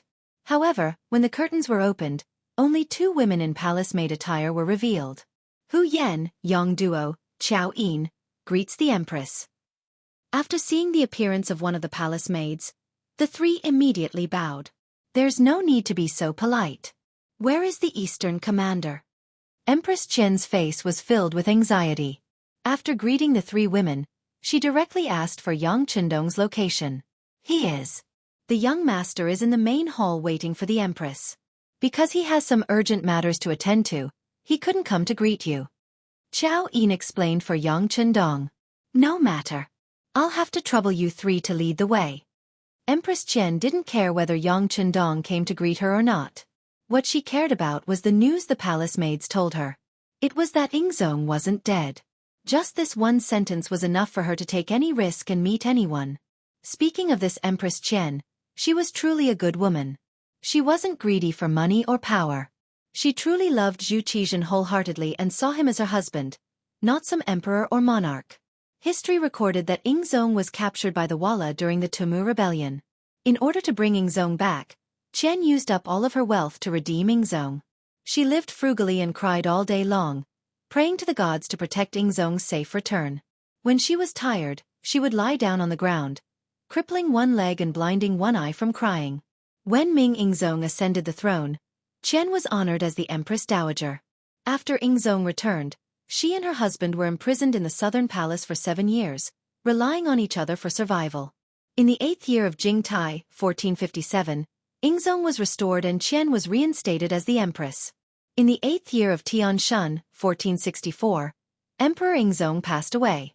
His posthumous edict read, "After Empress Qian lives for 10,000 years, she shall be buried with Zhen."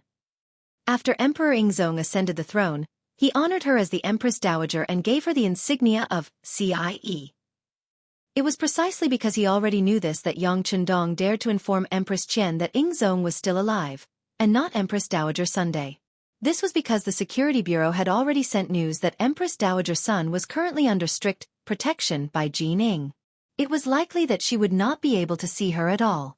Anyone who met the Empress Dowager in private would be arrested without question.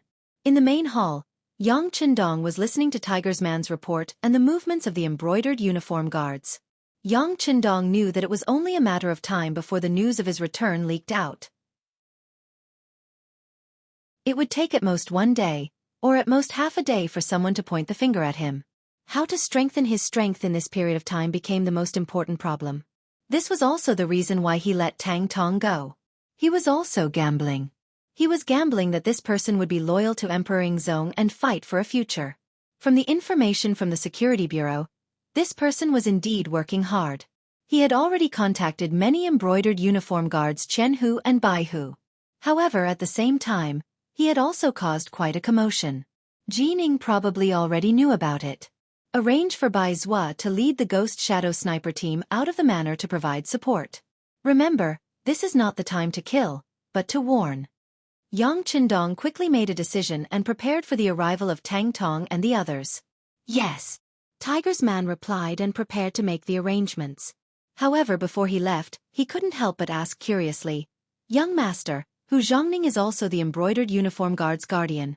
Why didn't you inform him to come help the emperor?" Forget it. The situation is unclear now. It's better not to let the Hu family get involved in this mess. Yang Qindong shook his head decisively. Of course, he had considered his future father-in-law. However, he could support Emperor Ingzong because he had the means to protect himself. However, the Hu family was different. Moreover, they were in the capital. If Emperor Ingzong got angry and wanted to punish the Hu family, even he couldn't do anything. Since the young master had already made plans, Tiger's man naturally wouldn't ask any more questions. After agreeing, he turned and left. Just as Tiger's man left, Empress Qian, dressed as a palace maid, came to the main hall. It had to be said that the empress was the empress. Even though she was dressed in palace maid attire, it was still difficult to hide her noble aura. In addition, she was indeed very beautiful and young. Her appearance actually made Yang Qindong's eyes light up. The surprise only lasted for a moment. Yang Qindong quickly considered everyone's identity. He immediately knelt on the ground and said, "This subject pays respects to the empress." No need to be so polite. Yang Qindong, you said that Emperor Ingzong is still alive. Do you have any evidence? Empress Qian's face was anxious. Her eyes were like limpid autumn water, expressing her current mood. Yes, please take a look.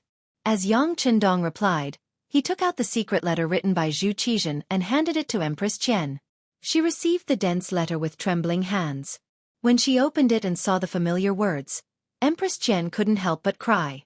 This long-awaited handwritten letter was enough to prove that Emperor Ingzong was still alive. For a woman like her, this was the greatest joy. The secret letter had originally been written to Empress Qian.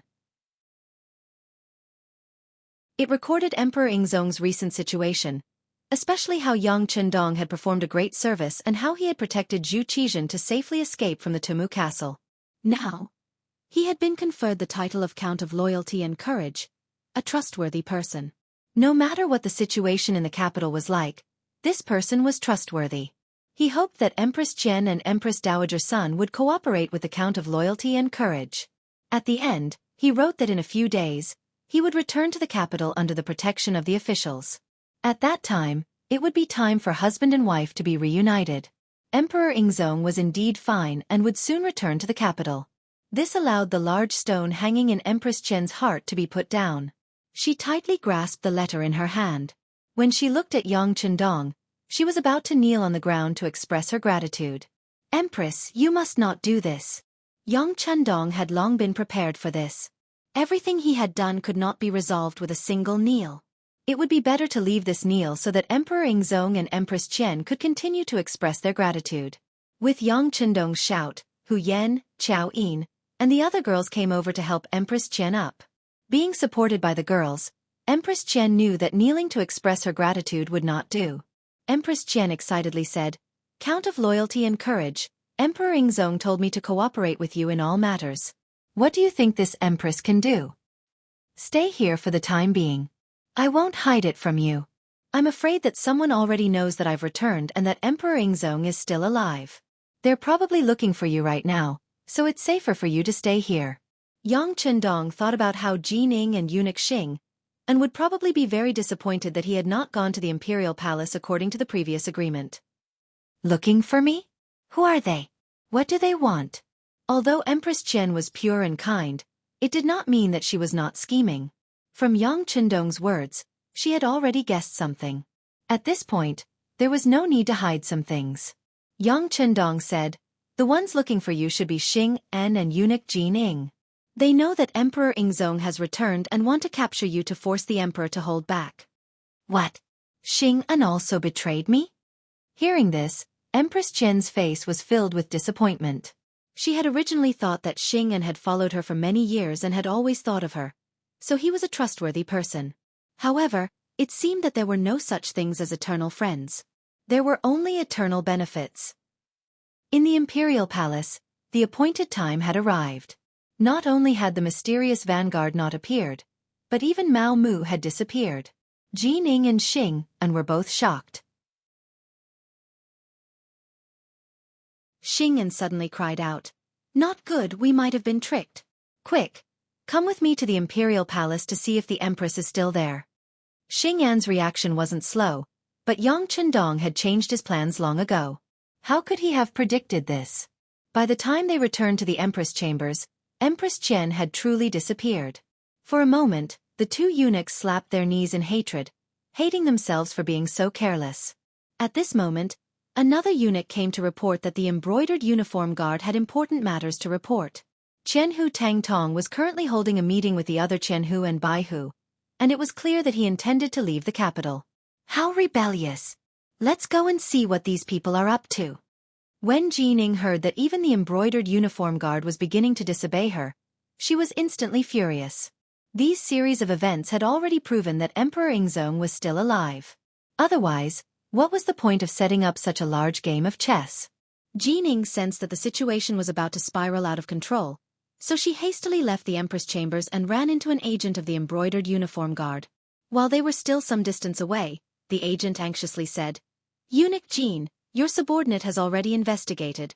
Nearly 1,000 embroidered uniform guards have gone to the Yang clan manor 15 li south of the city." The Yang clan manor? Yang Chendong? He's actually still alive. When Jining heard this, she suddenly had a feeling of realization. She had been speculating about which vanguard Emperor Yingzong would send back to the capital. For this matter, she had already arranged for all the soldiers guarding the city to interrogate anyone who had come from outside, but they had found nothing. But if this person was Yang Chendong, then everything made sense. This person had never entered the capital, so how could she find him? Good, very good. Jining was not angry. On the contrary, she was rather happy. She had been afraid that she wouldn't be able to find this troublemaker. As long as this person was found, the matter would be easy to handle. She just needed to capture this person or directly kill him, severing Emperor Yingzong's foundation. Then, she would have rendered a great service to Dai Zong. Come, gather 3,000 embroidered uniform guards and pursue them out of the city. We must exterminate Tang Tong and the other rebels. Not mentioning Yang Chendong was part of Jin Ying's selfishness. If she could suppress the news that this person had returned to the capital and that Emperor Yingzong was still alive, then it was best to do so. Following Jin Ying's command, the embroidered uniform guards became busy. Mobilizing 3,000 men in one go was impossible even if one did not want to be known by outsiders. Such a large movement quickly reached the ears of Cao Jixiang, the #1 eunuch in the ceremony directorate.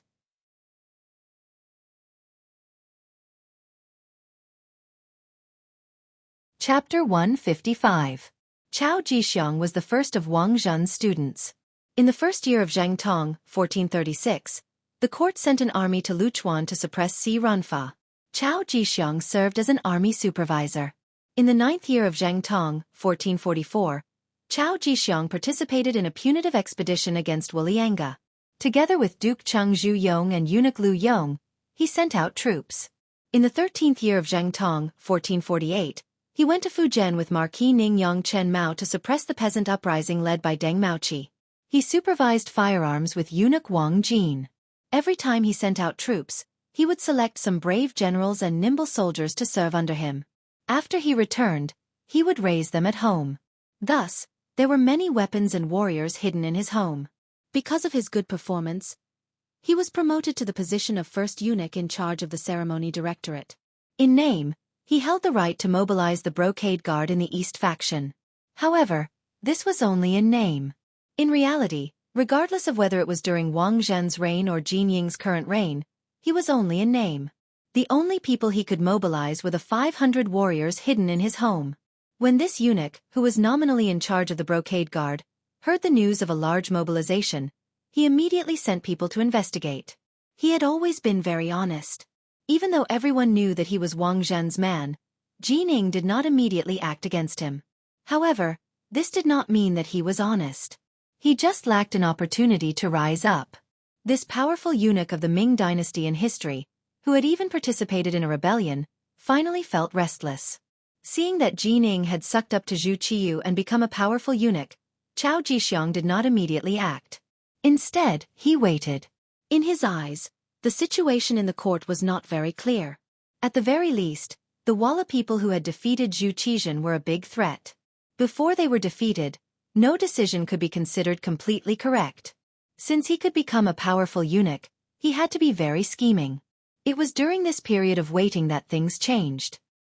He learned from his trusted aide that Ing Zong might still be alive and that he had chosen Yang Chendong as the vanguard to return to the army.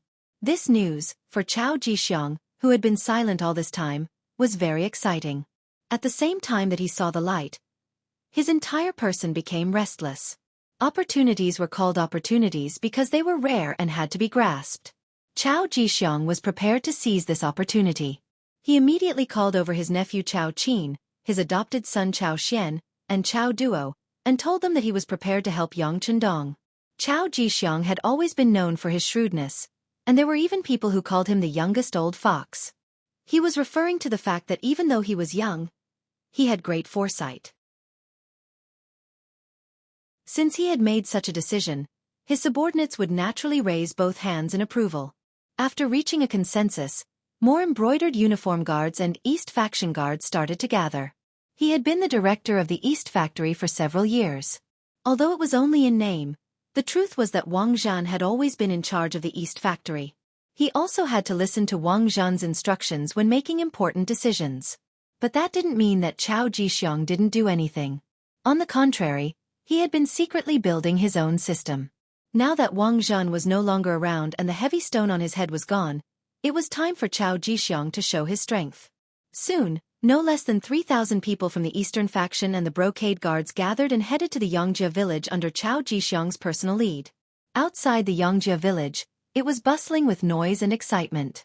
Tang Tong led 1,000 embroidered uniform guards in front, while the commander of the embroidered uniform guards, Han Ji, led 3,000 embroidered uniform guards in pursuit. Behind them were the 3,000 embroidered uniform guards and East faction guards led by Chao Jixiang himself. They were like Orioles following closely behind. The soldiers of the warden's office guarding the south gate of the Great Ming Dynasty looked at the large group of embroidered uniform guards and East faction guards walking out of the city. They guessed that something big must have happened, but they couldn't imagine what kind of big thing it was with their intelligence. On the road 5 li outside the Xianxia village, the Ghost Shadow Sniper team hidden in the dense forest on both sides of the road were ready. They were waiting for the enemy to arrive and give them a thunderous blow. This place would become the place for them to show their fangs once again. Xianxia stood alone in the middle of the road. He could already see the figures of Tang Tong and the others in the distance, but he still didn't panic. It was as if the army of 1,000 didn't exist. It wasn't until Tang Tong ran in front of him that he waved his hand and said, "Count Zhongdan has given the order. Warriors who are loyal to Ing Zong, stand behind me. As for the others who want to invade the Yang family manor, kill them." Xia's voice wasn't very loud, but it had a kind of deterrent force. Tang Tong and the others consciously stood behind him and formed a formation. Just as they finished doing this, a group of people came from the distance. They were all wearing flying robes and holding embroidered spring sabers. Their faces were murderous. "Stop right there." When Xianxia saw that the distance between him and the embroidered uniform guards was already about 60 paces, he suddenly let out a loud roar. The sound of his roar rang out, causing Han Jixian, who was leading the charge, to involuntarily rein in his horse and stop. "Who are you? You dare to block the path of my embroidered uniform guards. Do you know that you have committed a capital offense?" Han Ji's eyes were full of murderous intent as he glared at Xianxia. "In front of us is the private manor of Count Zhongdan. No one is allowed to enter without permission. Otherwise, it is a capital offense. I want to ask you, how many heads do you have? Are you tired of living?" Facing the angry Han Ji, Xianxia responded with a sneer. His eyes were full of contempt and disdain. When Han Ji saw Xia's imposing manner, he, who was originally filled with anger, immediately turned hostile. "Brat, I am now under Eunuch Jin's orders to capture these traitorous remnants of the embroidered uniform guard. If you know what's good for you, dismount from your horse and kneel on the ground and beg for surrender. Otherwise, don't blame this official for being merciless." Lightly shaking his head, Xianxia narrowed his eyes into slits and didn't say anything else. The warning had already been issued. If the other party still insisted on doing things their own way, the Ghost Shadow Sniper Squad would show them what the end of the road was and what despair was. Seeing that Xianxia didn't say anything else, Han Ji's imposing manner couldn't help but rise. He turned his head to the left and right and said, "Go, capture Tang Tong and the leaders of the rebellion. If anyone dares to resist, kill them without mercy and wipe out their families." Yes. A few of the embroidered uniform guards who were swept by Han Ji's gaze immediately puffed out their chests and raised their heads. They rode their horses forward as if they couldn't bear to look at them. At the same time, their right hands pressed on the embroidered spring sabers at their waists. They looked like they would kill anyone who dared to resist. Puff, puff, puff. The snipers with silencers opened fire under Baizuo's command. Without the slightest movement, four embroidered uniform guards who were riding forward fell from their horses. When they landed on the ground, each of them widened their eyes. Their faces were filled with unwillingness and confusion.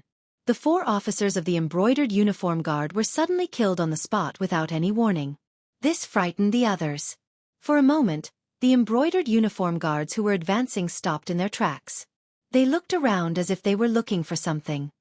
There's no need to look. If anyone is looking, I guarantee that the next one to die will be him. In order to increase the sense of mystery, as well as to deal a fatal blow to the enemy's morale, Xianxia's shout rang out. Some of the officers who were obedient immediately stopped their actions of inquiring about the situation. However, there were also 2 who didn't know what was good for them. They didn't take Xianxia's words seriously at all. They were still looking around to find the reason for their comrades' deaths. However, in the next second the 2 of them became corpses. They fell from their horses with a spear between their eyebrows.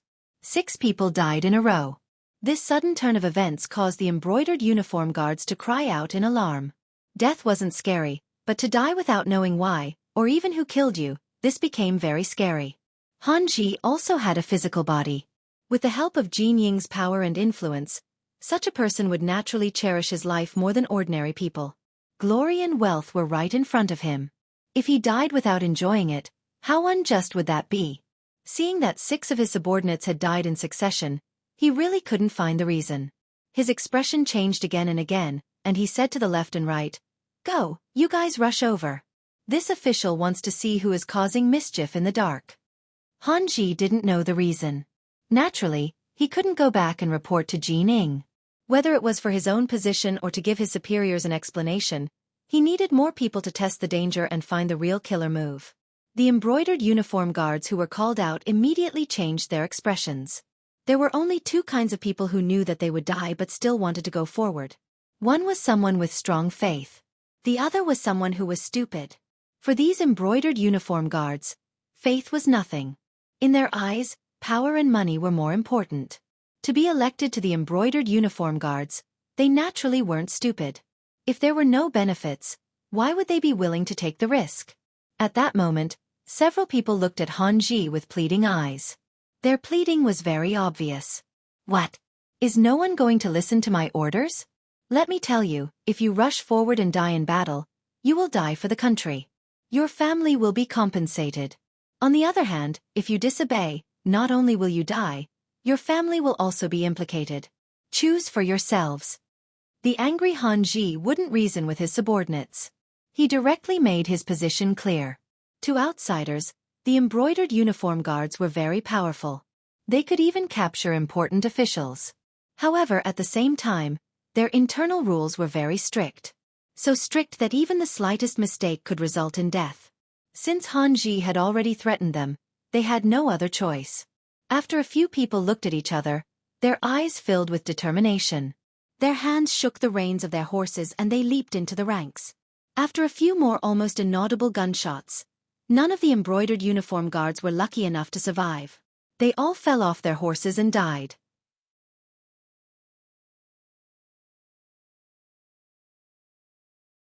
Chapter 156.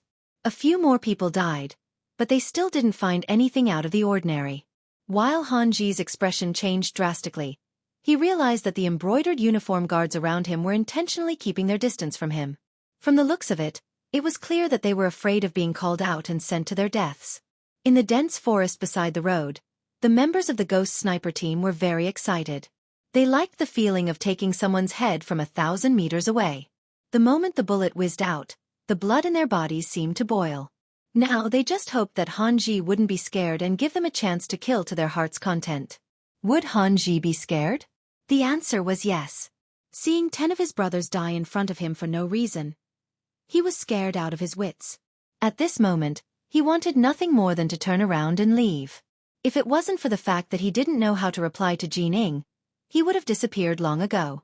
In contrast, Tang Tong and the others were in high spirits. Although they didn't know why the enemy died as soon as they moved, they were sure that the person who did it in the dark was one of their own. With such a strong external aid, what else did they have to be afraid of? Now, they just had to watch the other party advance and die one by one. At the same time, many of the brocade guards who were hesitant about whether to follow Tang Tong were glad that they made the right choice. Report. Just as Han Ji was in a dilemma and didn't know what to do next, a cavalry scout came from behind. As soon as he appeared, he got off his horse and knelt on the ground. Report to Master Han, Chao Jixiang is leading 3,000 brocade guards to surround us. Chao Jixiang. Hearing that someone was coming to surround them, Han Ji didn't feel nervous. On the contrary, he was very happy in his heart. He was originally worried that he wouldn't be able to report back without a reason. Now, Chao Jixiang's arrival gave him enough of an excuse. Not good, they're here to deal with us. So, everyone listen to my order, retreat. Han Ji reacted as if he was facing a great enemy and shouted in horror. Then he urged his horse back. The other embroidered uniform guards who didn't want to move forward for a long time finally had a suitable reason and excuse. They all followed behind Han Ji and ran away. 3,000 brocade guards really came with a strong momentum and left with flying sand. In the blink of an eye, they had all retreated, leaving only 10 gradually cold corpses on the ground. Where is Tang Tong? Send people to deal with these corpses. At the same time, send 100 people to guard this place. No one is allowed to take a step forward without orders. Otherwise, these people will become their role models. Yang Si issued the order loudly, then rode his horse back to the Yang village. He wanted to tell the young master about Chao Jixiang's arrival and ask him to make a decision. Chao Jixiang led the warriors under his command and the embroidered uniform guards that he could recruit, a total of more than 3,000 people, out of the southern part of the city and headed towards the Yang family manor. Once the army left the capital, it began to slow down. In order to show his importance, he wasn't in a hurry to leave. Instead, he wanted to wait for Han Ji and Tang Tong to kill each other. Then, he would appear as the one who collected the corpses. In this way, he would be able to show his importance. The army proceeded at an unhurried pace, but after traveling only 5 li, the scouts sent back news that Han Ji and the 3,000 embroidered uniform guards had retreated and chosen a different route to return to the capital. Retreated? Could it be that they didn't fight with Tang Tong? Or did they not catch up at all? Chao Jixiang's face was filled with confusion and doubt. This was different from what he had imagined. We caught up with them, but we don't know why the two sides didn't fight. After they discovered our existence, they quickly left. The scout also had a puzzled look on his face, but he still told the truth about what he had heard. Chao Jixiang, who didn't know the reason, knew that the opportunity to watch the tigers fight was gone. However, he wasn't discouraged. There were benefits to not fighting. For example, Tang Tong and the others were safe. This was also a good thing. He believed that he had the ability to devour this force. This way, he would be able to strengthen himself without suffering heavy losses. All right, since Han Ji and the others have left, let's make a trip to the Yang family manor. Hee, I have heard of this East Marshal for a long time. Yang family manor. Chao Jixiang, this is indeed a character. Yang Chendong listened to Yang Si's report and had a calm smile on his face. How could he not know of this eunuch who had eventually gone on the path of rebellion in history? It was only because of Wang Zhen's Jining that he didn't stand out so much. With the passage of time, this person had finally stepped onto the stage of history. Based on his performance, he had even had the opportunity to shine earlier than in history. Pass down the message. When he arrives, bring him to see this uncle. Yang Chendong, who had already bared his fangs, no longer had to be so careful in everything like before the wooden castle. Even when facing Chao Jixiang, he still had a sense of superiority. Yes. Xianxia cupped his fists in acknowledgement and left. Yang Chendong was left alone to think about what to do next. He could no longer hide the fact that he was the vanguard of the Ying sect. A dynasty was about to have 2 emperors. He really didn't know what choice everyone would make. And what choice would the acting sect master, Zhu Qiyu, make? Han Ji led the 3,000 embroidered uniform guards back to the capital in a panic. As soon as they entered the inner city, they headed straight for the Imperial Palace. In the Imperial Palace, Jining had already told the newly ascended acting sect master, Zhu Qiyu, about the fact that Yang Chendong had returned to the capital as the vanguard of the Ying sect. She also told him about how he had already taken Empress Qian out of the palace. Zhu Qiyu's expression became somewhat panicked. His throne was not inherited from anyone, nor was it passed down orally like the other emperors. It was completely pushed to this position by the ministers who forced him to do something beyond his ability. He had originally thought that his brother, Zhu Qizhen, had died on the battlefield. That way, his throne would be rightful. But he had never imagined that he was still alive. What was the point of his throne then? Wasn't he being suspected of usurping the throne? Thinking of this, Zhu Qiyu tried to say to Jining, "Since royal brother is still alive, when he returns, we can give the throne back to him." Zhu Qiyu's answer disappointed Jining greatly. At the same time, she was shocked. If this was the truth, she could imagine what his fate would be. When the Ying sect left, he had told her to handle court affairs with another eunuch, Xing'an, the Minister of Appointments, Wang Zhi, and the Emperor's son-in-law, Zhao Jing. But now, not only had he taken over the other 3, he had also recommended Zhu Qiyu to be the emperor. If he was investigated, the result was obvious. Not only would she die, but everyone related to her would also not be able to escape. She absolutely could not allow Zhu Qizhen to ascend the throne again. After Jining made up her mind, she looked at Zhu Qiyu and said in a threatening tone, "Your Majesty, do you think this is borrowing something? If you don't need it, you can return it? This is the throne. Whether you are willing or not, you are now the acting sect master of the great Ming dynasty. Based on this, do you think that if he returns, he will spare you?" What should I do? Zhu Qiyu heard Jining's words and immediately panicked. Zhu Qiyu was not a shrewd person. In terms of scheming, he was far from his brother, Zhu Qizhen. He was straightforward and had a low EQ. Sometimes, he didn't even know how to be flexible. In history, he had even openly bribed the officials for his son to become the crown prince. This could be seen. Now that he heard Jining's threatening words, he was naturally shocked. Speaking of which, no one wanted to die. Zhu Qiyu was naturally the same. Especially after being the emperor for a few days, the people below were very polite to him. No matter what he wanted to do, they would obey. This feeling made him feel a little smug. Now, he had to give up all of his privileges and even bear the risk of losing his life. If it were anyone else, they would be afraid and reluctant to do so. Jining saw that Zhu Qiyu was a little scared and knew that her words had worked. While she was happy, she spoke her opinion and meaning. "Your Majesty, no matter how you obtained the throne, there is no doubt that it is legitimate. You were recommended by the officials and approved by Empress Dowager Sunday. Then, you are the current emperor of the great Ming dynasty. There is no doubt about this. If anyone has doubts, then they should be arrested and killed as an example to others." Arrested and killed? Zhu Qiyu repeated Jinying's words. "That's right. Capture them and kill them. This way, no one will dare to say bad things about you. As for the matter of Emperor Yingzong returning to the court, I think we can make him the retired emperor, just like Li Yuan during the Tang dynasty. Wasn't he revered as the retired emperor by his second son, Li Shimin? In later generations, because Li Shimin was close to the government and loved the people, he was still revered as Emperor Taizong of the Tang dynasty. This is the example set by our predecessors." Jining was not an ignorant and incompetent person. When she spoke of history, she was clear and logical. After Jinying's advice, Zhu Qiyu's expression became much better. He did not want to die. In order to live on and even live a better life, he could only let his imperial brother suffer.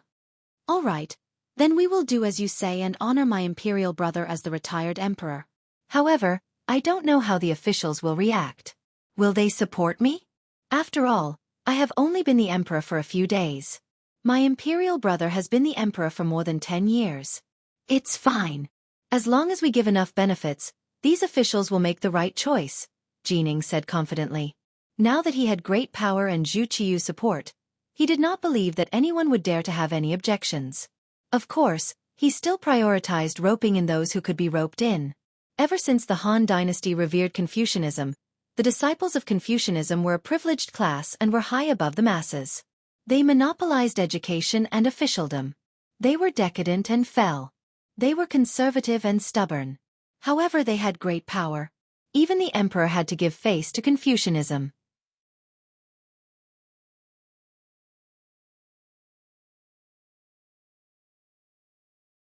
Chapter 157. This was also why Zhu Qiu was so worried about the reactions of the officials. The power they represented was often greater than that of the imperial power. Jining naturally understood this principle. But it was precisely because he knew the reason that he was even more confident that as long as he gave them enough benefits, he would have no need to worry about the support of these officials. And among these ministers, there was one person who was very important, and that was Yang Chendong. Since Zhu Qiu had sent him back as the vanguard, this meant that he was trusted. If he could also support Zhu Qiu's claim to be the rightful emperor, Zhu Qiu would truly be unable to make a comeback. After deciding on a plan with the emperor, Jining left the main hall and ran into the embroidered uniform guard commander Han Ji, who was like an ant on a hot pan. When he saw his master come out, Han Ji dropped to his knees. This subordinate was incompetent and was unable to capture Tang Gue and the others. In addition, Chao Jixiang led a large group of embroidered uniform guards to cut off this subordinate's retreat. This subordinate was worried that the army would be lost, so I retreated first. But I have already sent people to the various city gates and warned them that without your highness's order, no embroidered uniform guard is allowed to enter the capital. What's going on? How many men did Chao Jixiang lead? So many things had happened in such a short time, and Jin Ying's expression changed again and again. He had originally believed that with his superior numbers, killing Tang Tong and capturing Yang Chendong was just a matter of time. Once Yang Shima became a prisoner, he would no longer have a chance to negotiate with him. At that time, he would be able to do whatever he wanted. He had never imagined that things would turn out to be completely different. It's like this. Han Ji wiped the sweat from his forehead and explained everything he had seen and heard to Jin Ying. When he heard that 10 embroidered uniform guards had been killed without a single sign and that no one had been able to find out who had done it, Jining knew that it had to have been the work of those advanced firearms. He also understood that the report that Qian Sangbao had taken the Yang clan and was searching for firearms was false. By the time he had received the news, Qian Sangbao had probably already been dead. It seemed that the Yang clan truly could not be underestimated. With the advanced firearms, the Yongjia village was already impregnable. Now that they had Chao Jixiang's support, it was likely that they would become powerful. It seemed that this Yang Shima was really difficult to deal with. It would be impossible to defeat him without spending a bit of capital. All right, I got it. How about this? I will immediately report this matter to His Majesty. You lead the embroidered uniform guards and wait for my orders.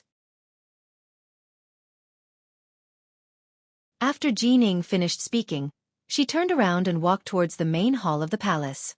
She found Zhu Qiu again. My dear minister, is there something wrong? Seeing Jining appear, for some reason, Zhu Qizhen felt a burst of panic in his heart. Your Majesty, things are indeed a little unexpected. That Yang Chendong, who was just conferred the title of Loyal and Courageous Count by Ying Zong, has a very powerful firearm in his hands. It can easily take a person's life within a few hundred steps. Just now, 10 embroidered uniform guards died in the hands of this firearm. As soon as Jining saw Zhu Qizhen, she made the situation sound very serious. If she didn't do that, she wouldn't be able to get his attention, and it wouldn't be easy to talk about the following conditions. There's such a thing? What should we do? Zhu Qiu started to panic again. He really didn't expect that he would be so nervous as emperor. Don't worry, I'll say the same thing. Your Majesty, as long as we give the loyal and courageous count enough benefits, it will be very easy for him to recognize you as emperor. Now it's up to us to see how much capital we can spend, Jining asked tentatively. Although he said that he had great power now, when it came to conferring titles, it wasn't something that a powerful official like him could decide. All right, As long as he's willing to recognize me as emperor, I'll confer him a high official. My dear minister, what do you think will satisfy him?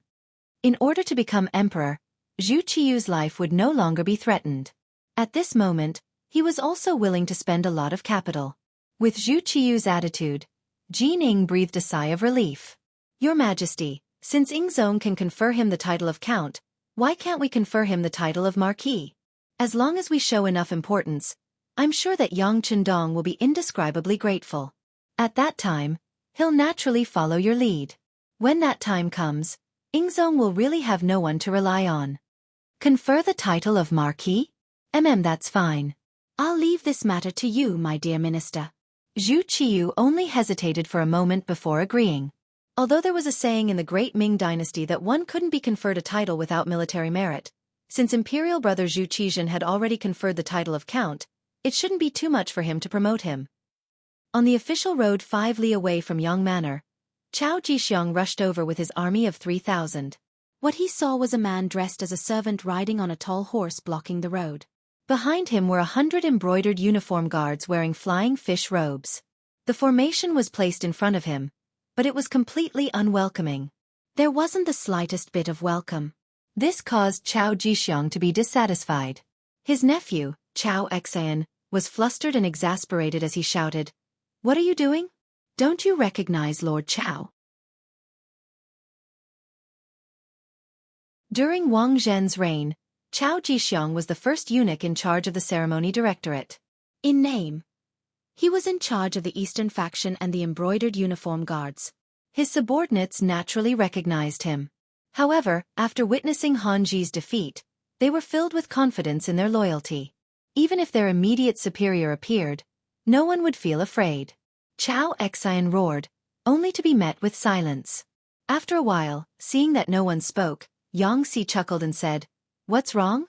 Brother, are you trying to scare someone?" F***CK. Who are you? Chao Xian felt that he had lost face.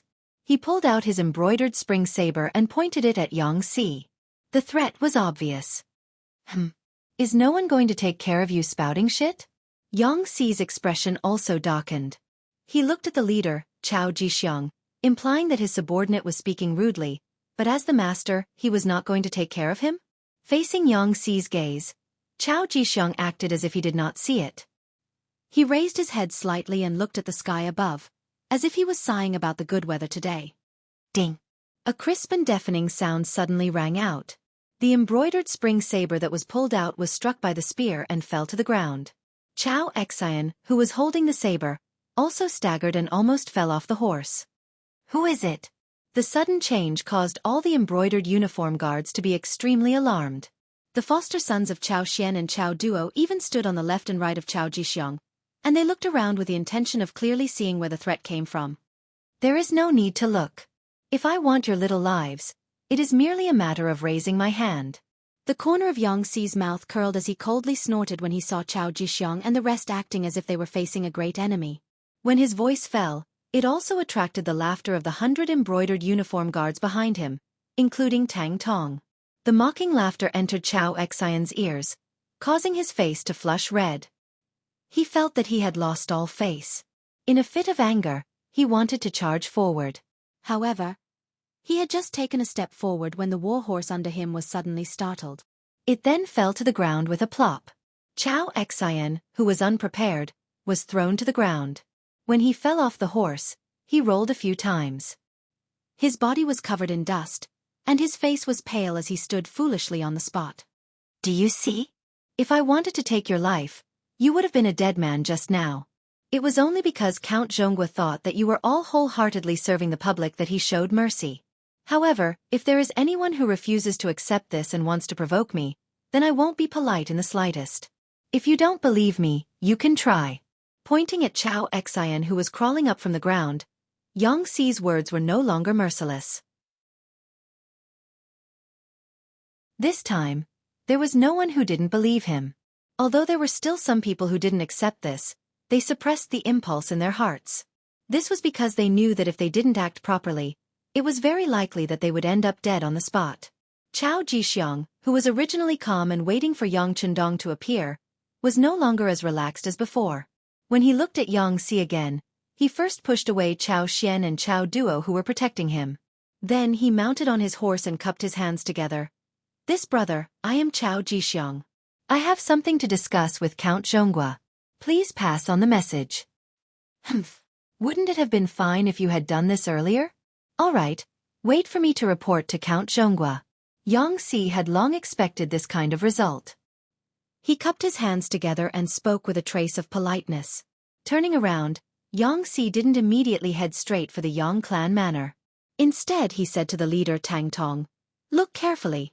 If anyone doesn't listen to my advice and recklessly charges forward, you only need to shout loudly and there will naturally be people who will take their lives."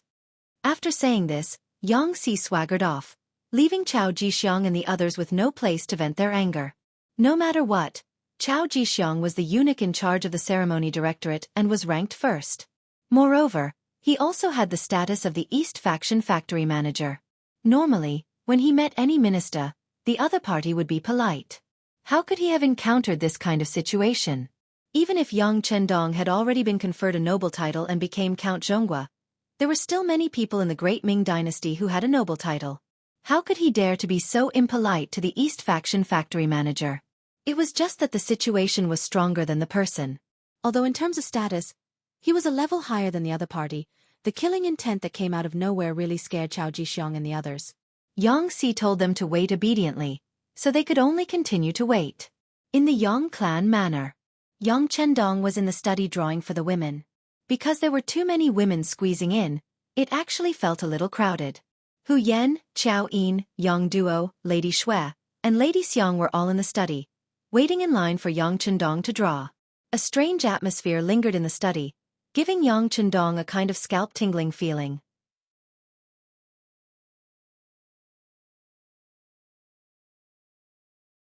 Chapter 158. Among the 5 women, Hu Yan and Yang Duo were in the same group. Their gazes were the most direct, sweeping over Chao Yin and the other 2 women from time to time, giving people the feeling that they were scanning their bodies. Because of their backgrounds, Hu Yan and Yang Duo had more in common. In their opinion, it wasn't that a man couldn't marry a concubine, but he should at least respect the first wife, right? Obviously, Hu Yan should play the role of the first wife. Chao Yin and Madame Shui were in the same group. They were all people who had served Yang Chendong before, and they had the same experience of serving him. Naturally, their hearts were closer. However, when they faced Hu Yan's gaze, they still felt a little unnatural. Perhaps they also knew that with their backgrounds, it was impossible for them to be the first wife of the 6th young master. To be able to become a concubine was already a blessing from their ancestors. The last of the 5 women, Madame Xiang, felt uncomfortable standing there. She was extremely careful when she spoke and walked. Her background wasn't good, and she hadn't been recognized by Yang Chendong. Logically speaking, she shouldn't stay here. However, after experiencing the previous incident, she didn't want to let go of this relationship. So what if she was looked down upon? In short, this time she definitely wouldn't back down. Even if she had to refuse, she would do it on Dong Shuai's bed. It was said that 3 women were enough to make a show, but now there were 5 women. 4 of them had feelings for him, and one of them was his biological sister. Yang Chendong didn't know what to do. Although he was still holding a brush, he was no longer in the mood to paint. Cough. With a light cough, Yang Chendong decided to change this situation. Some things needed to be made clear. Otherwise, he didn't know how he would live in the future. What he wanted was to enjoy the happiness of having multiple wives, not to look at other people's faces and consider their feelings. His cough immediately attracted the attention of the 5 women. Almost at the same time, several cups of tea were handed to him. Seeing all the women fawning over him, Yang Chendong couldn't help but let out a long sigh and said, "All right, I understand your intentions. Now, I'll give everyone a choice. If you want to leave my woman, you can do so. Not only will I not pursue the matter, I'll even give her a large sum of money. It can be considered as ending our fate." "That's right, 7th sister. Can you leave first?" Yang Chendong's intention was to discuss, but his tone was extremely firm. This caused 7th sister Yang Duo, who originally wanted to stay here to watch the show, to feel a chill run down her spine. She actually involuntarily agreed and then left the study. After Yang Duo left, The 4 women left behind all liked Yang Chendong, and Dong Shuai also liked them. At this moment, the 5 of them were staring at each other, but none of them moved. All right, since no one wants to leave, then this young master has to say some rules. Yang Chendong began to set the family rules. As the saying goes, nothing can be accomplished without rules. If he didn't make things clear in advance, if something happened in the future, it wouldn't be easy to come up with a solution. Since you've chosen to be Yang Chendong's woman, then the first thing you need to do is not to be jealous. If anyone can't accept this, then you can also leave now. My promise just now still counts. As he spoke, Yang Chendong's gaze fell on the 4 women one by one. After seeing that the 4 women didn't have any reaction, Yang Chendong said, "Then it can be considered that you've agreed. From now on, if anyone takes any extreme actions because of jealousy, then sorry, the result will be that you'll be kicked out of the Yang family village and never allowed to take a step back. Second, after becoming my woman, you need to pay attention to unity. Because you'll be sisters in the future, if you get along well, this young master will naturally be happy. If I have to see you use all kinds of methods to fight, then I'll be very unhappy. The result will also be that I'll be kicked out of the Yang family and never allowed to enter again. Third, you can have your own business. As long as you're willing to do it, this young master will support you and provide you with enough money. I'll also send people to protect you. In other words, I'll give you enough freedom. But there's one thing, you're not allowed to be with other men behind my back. If I find out, it won't be as simple as kicking you out of the Yang family. This is my bottom line, and I hope you'll remember it in your hearts. Fourth, as long as it's money you earn, you can spend it however you want. I won't ask. Even if it's not earned by you, you can spend it if it's my money and I won't ask.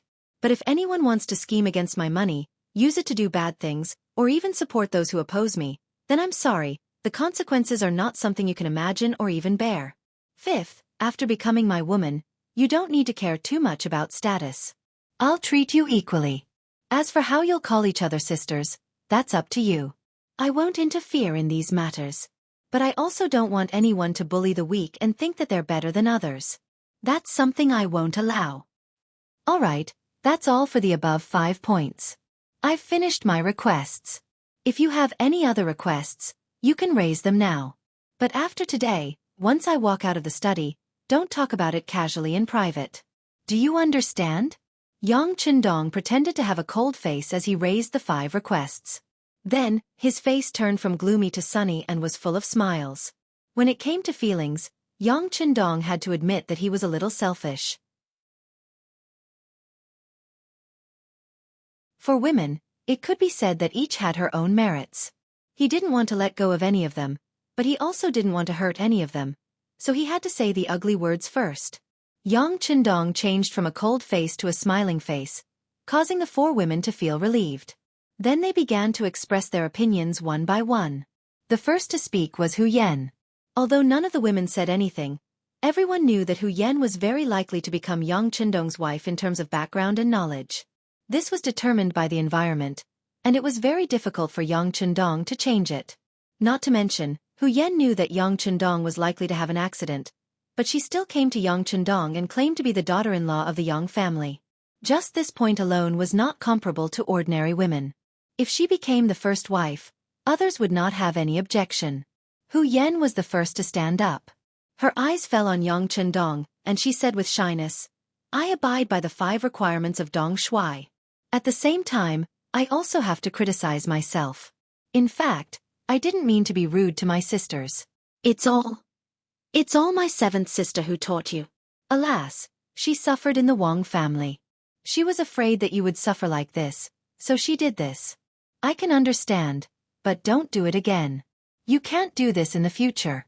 I'm not that Wang Go. By the way, you can call me Lu Lang in the future. Yang Chendong's face was full of smiles. He had already learned from Yang Si and Yang Lu that before he came back, the women got along very well. For such a sudden change, it must be 7th sister who played a role in it. Sure enough, Yang Chendong directly pointed out the problem. Hu Yan blushed and said, "I really can't hide anything from Lu Lang." Haha, Lu Lang is a good name. Of course, only my women are qualified to call me that. Haha, okay. Come over and let Lu Lang hug you. Yang Chendong laughed and ignored Xiao Yin and the other women who wanted to say something. He first put Hu Yen, who was the closest to him, on his lap. Since he had made the request and no one had any objections, there was no need to listen to the attitudes of these women. Wouldn't it be better to see everything through their actions in the future? It was Hu Yan's first time being so close to Yang Chendong, and she immediately blushed. However, when Xiao Yin, Madame Shui, and Madame Shui also came to Yang Chendong's side and huddled together, her shyness quickly disappeared and she blended into the warm atmosphere. Outside the study, Yang Si had been there for a while, but when he saw Miss Seven guarding here and not allowing anyone to enter, he could only stand aside and wait respectfully. It was not until about an hour later that Yang Chendong's voice came from inside. Yang Si, you're back, right? Come in and talk. Yes. Yang Si quickly responded, then lowered his head and entered the study. As soon as he entered, he said without even raising his head, Young Master, the Ghost Shadow Sniper team frightened Chao Jixiang. They are now 5 miles away from the manor, waiting for Young Master to meet them. Well done. How about this?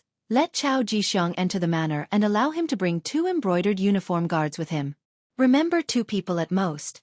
If he doesn't want to, he can go back to where he came from. Yang Chendong waved his hand, not treating Chao Jixiang as an important person at all. Understood. Yang Si responded, then turned and left. He could only bring 2 attendants. Whether Chao Jixiang would agree or not was not within his scope of consideration. He only needed to listen to the young master's orders. At this time, Chao Jixiang was already impatient. After more than an hour, he still did not see Yang Si return. If he rode a horse from here to the Yang Manor, it would only take a moment for him to go back and forth. However, after such a long time, he still did not see Chu Li, which made him feel like he was being played. However, although he was impatient, he still could not leave. After all, if he wanted to contact Ying Zong, he could only find Yang Chendong. Thus, even if he was angry, he did not show it on his face. His nephew, Chao Xian, had already patted off all the dust on his body. He felt embarrassed as he stared at Tang Tong and the 100 embroidered uniform guards opposite him. If eyes could kill, Jie and the others would have died many times over. Uncle, why don't we kill our way into the manor and capture Yang Chendong alive? I don't believe that he won't tell us where Ying Zong is.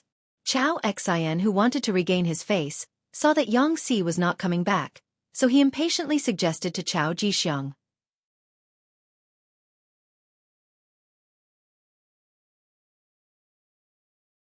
Chapter 159. Upon hearing his words, Chao Xian and Chao Duo nodded in agreement. Clearly they had the same thoughts. Charge over. Have you forgotten how you fell off your horse? Chao Jixiang glared at Chao Xian. He had just patted off the dust on his body, yet he had already forgotten about the pain. Did he even have a brain? Chao Xian was naturally indignant after being reprimanded. However, when he thought about how he fell off his horse for no reason, he immediately suppressed the impulse in his heart. He couldn't help but look to the sides of the road. However, there was only dense forest everywhere, and he couldn't see anything out of the ordinary. Time slowly passed. Finally, the sound of horse hooves could be heard.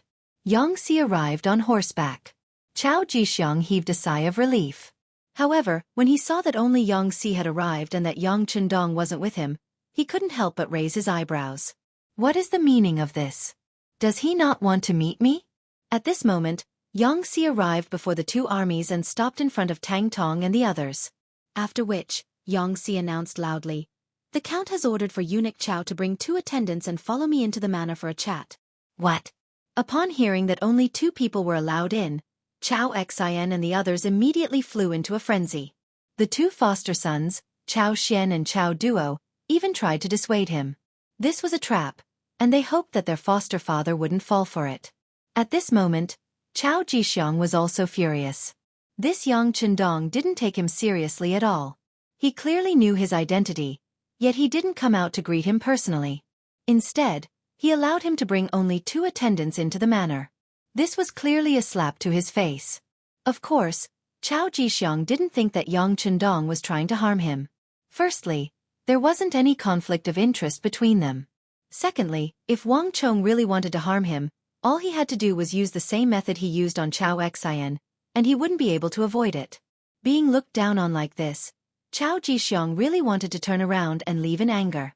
However, if he were to leave, he would really become a barren tree. Putting aside the fact that he wouldn't be able to return to the capital, he wouldn't be able to meet Ingzong either. At that time, he would definitely be labeled as a rebel. Sigh. Forget it. When one is under someone else's roof, one has no choice but to lower one's head. However, Yang Chendong, for humiliating me like this today, this duke will get his revenge sooner or later. Chao Jixiang decided to lower his head.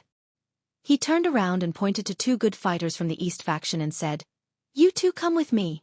The rest of you stay here. Remember, no matter what happens, no matter how long you wait, stay here obediently. If anyone dares to make a decision on their own, I will not let them off easily when I return." His gaze lingered on the trio for a while before Chao Jixiang tidied up his attire and rode over to Xianxia with his two servants. "Brother, please lead the way." "No problem. No problem. Please." Seeing that Tang Tong was being polite, Xianxia naturally returned the greeting. Then, the four of them walked past Tang Tong and the others, heading straight to the Yang clan manor. Not long after Chao Jixiang left, another team arrived behind his team. The leaders were Ji Ning, Han Ji, and the others. Ji Ning seemed to cherish her life. She had brought 3,000 men with her this time. Although both sides were embroidered uniform guards, in reality, they belonged to two different camps. The moment they met, an atmosphere of mutual hostility filled the air. "Do not attack without orders. I am here to pay my respects to Count Zhongdan. Please make way." Ji Ning walked at the front. On her left and right were the martial arts experts from the East faction. This was to ensure that if anyone tried to harm her, she could react immediately. Since Ji Ning did not take the initiative to attack, Chao Jixiang and the others naturally would not look for trouble. Everyone was wary of each other and allowed them to come before the two armies. With Xianxia gone, Tang Tong became the person in charge and was pushed forward. The moment he stepped forward, his aura was greatly reduced in front of Ji Ning. He actually cupped his fists and bowed, saying, "Greetings, eunuch Jin. Oh, I remember you. You are Tang Tong, Jianghu of the embroidered uniform guards, right? Haha, how about this? I will have to trouble you to inform him that I have something important to discuss with Count Zhongdan." Jin Ying's face was full of smiles, as if she and Tang Tong were old acquaintances. This was the first time Ji Ning respected him so much. For a moment, Tang Tong felt like he was floating. "All right. Please wait for a moment. Eunuch Jin.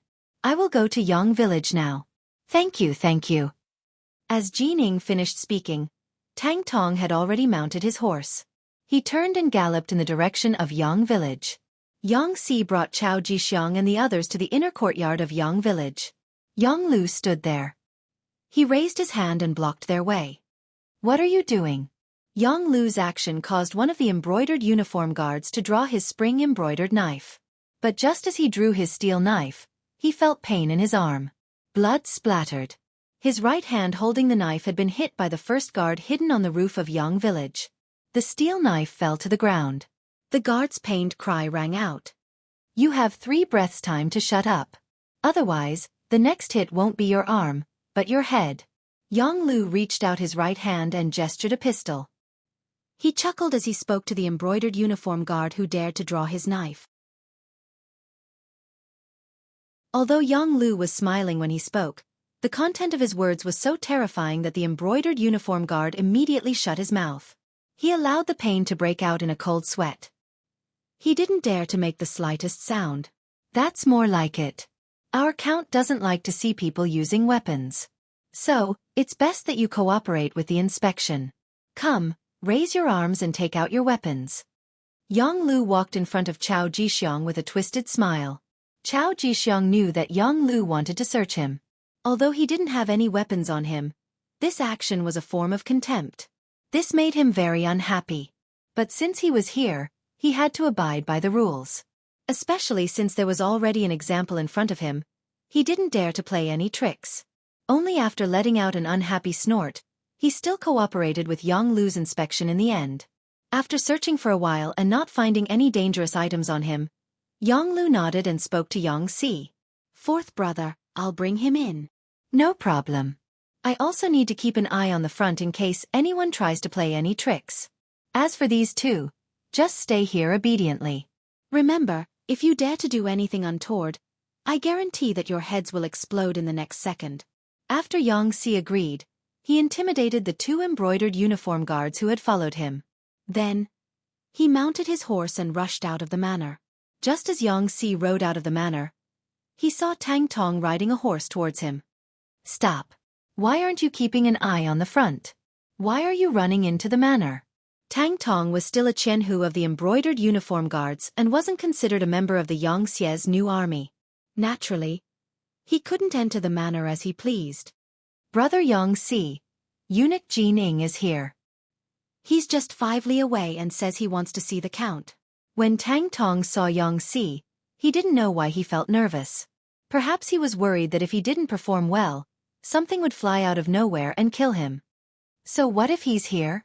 What's there to be surprised about? Wait here first. I'll report this matter to the count.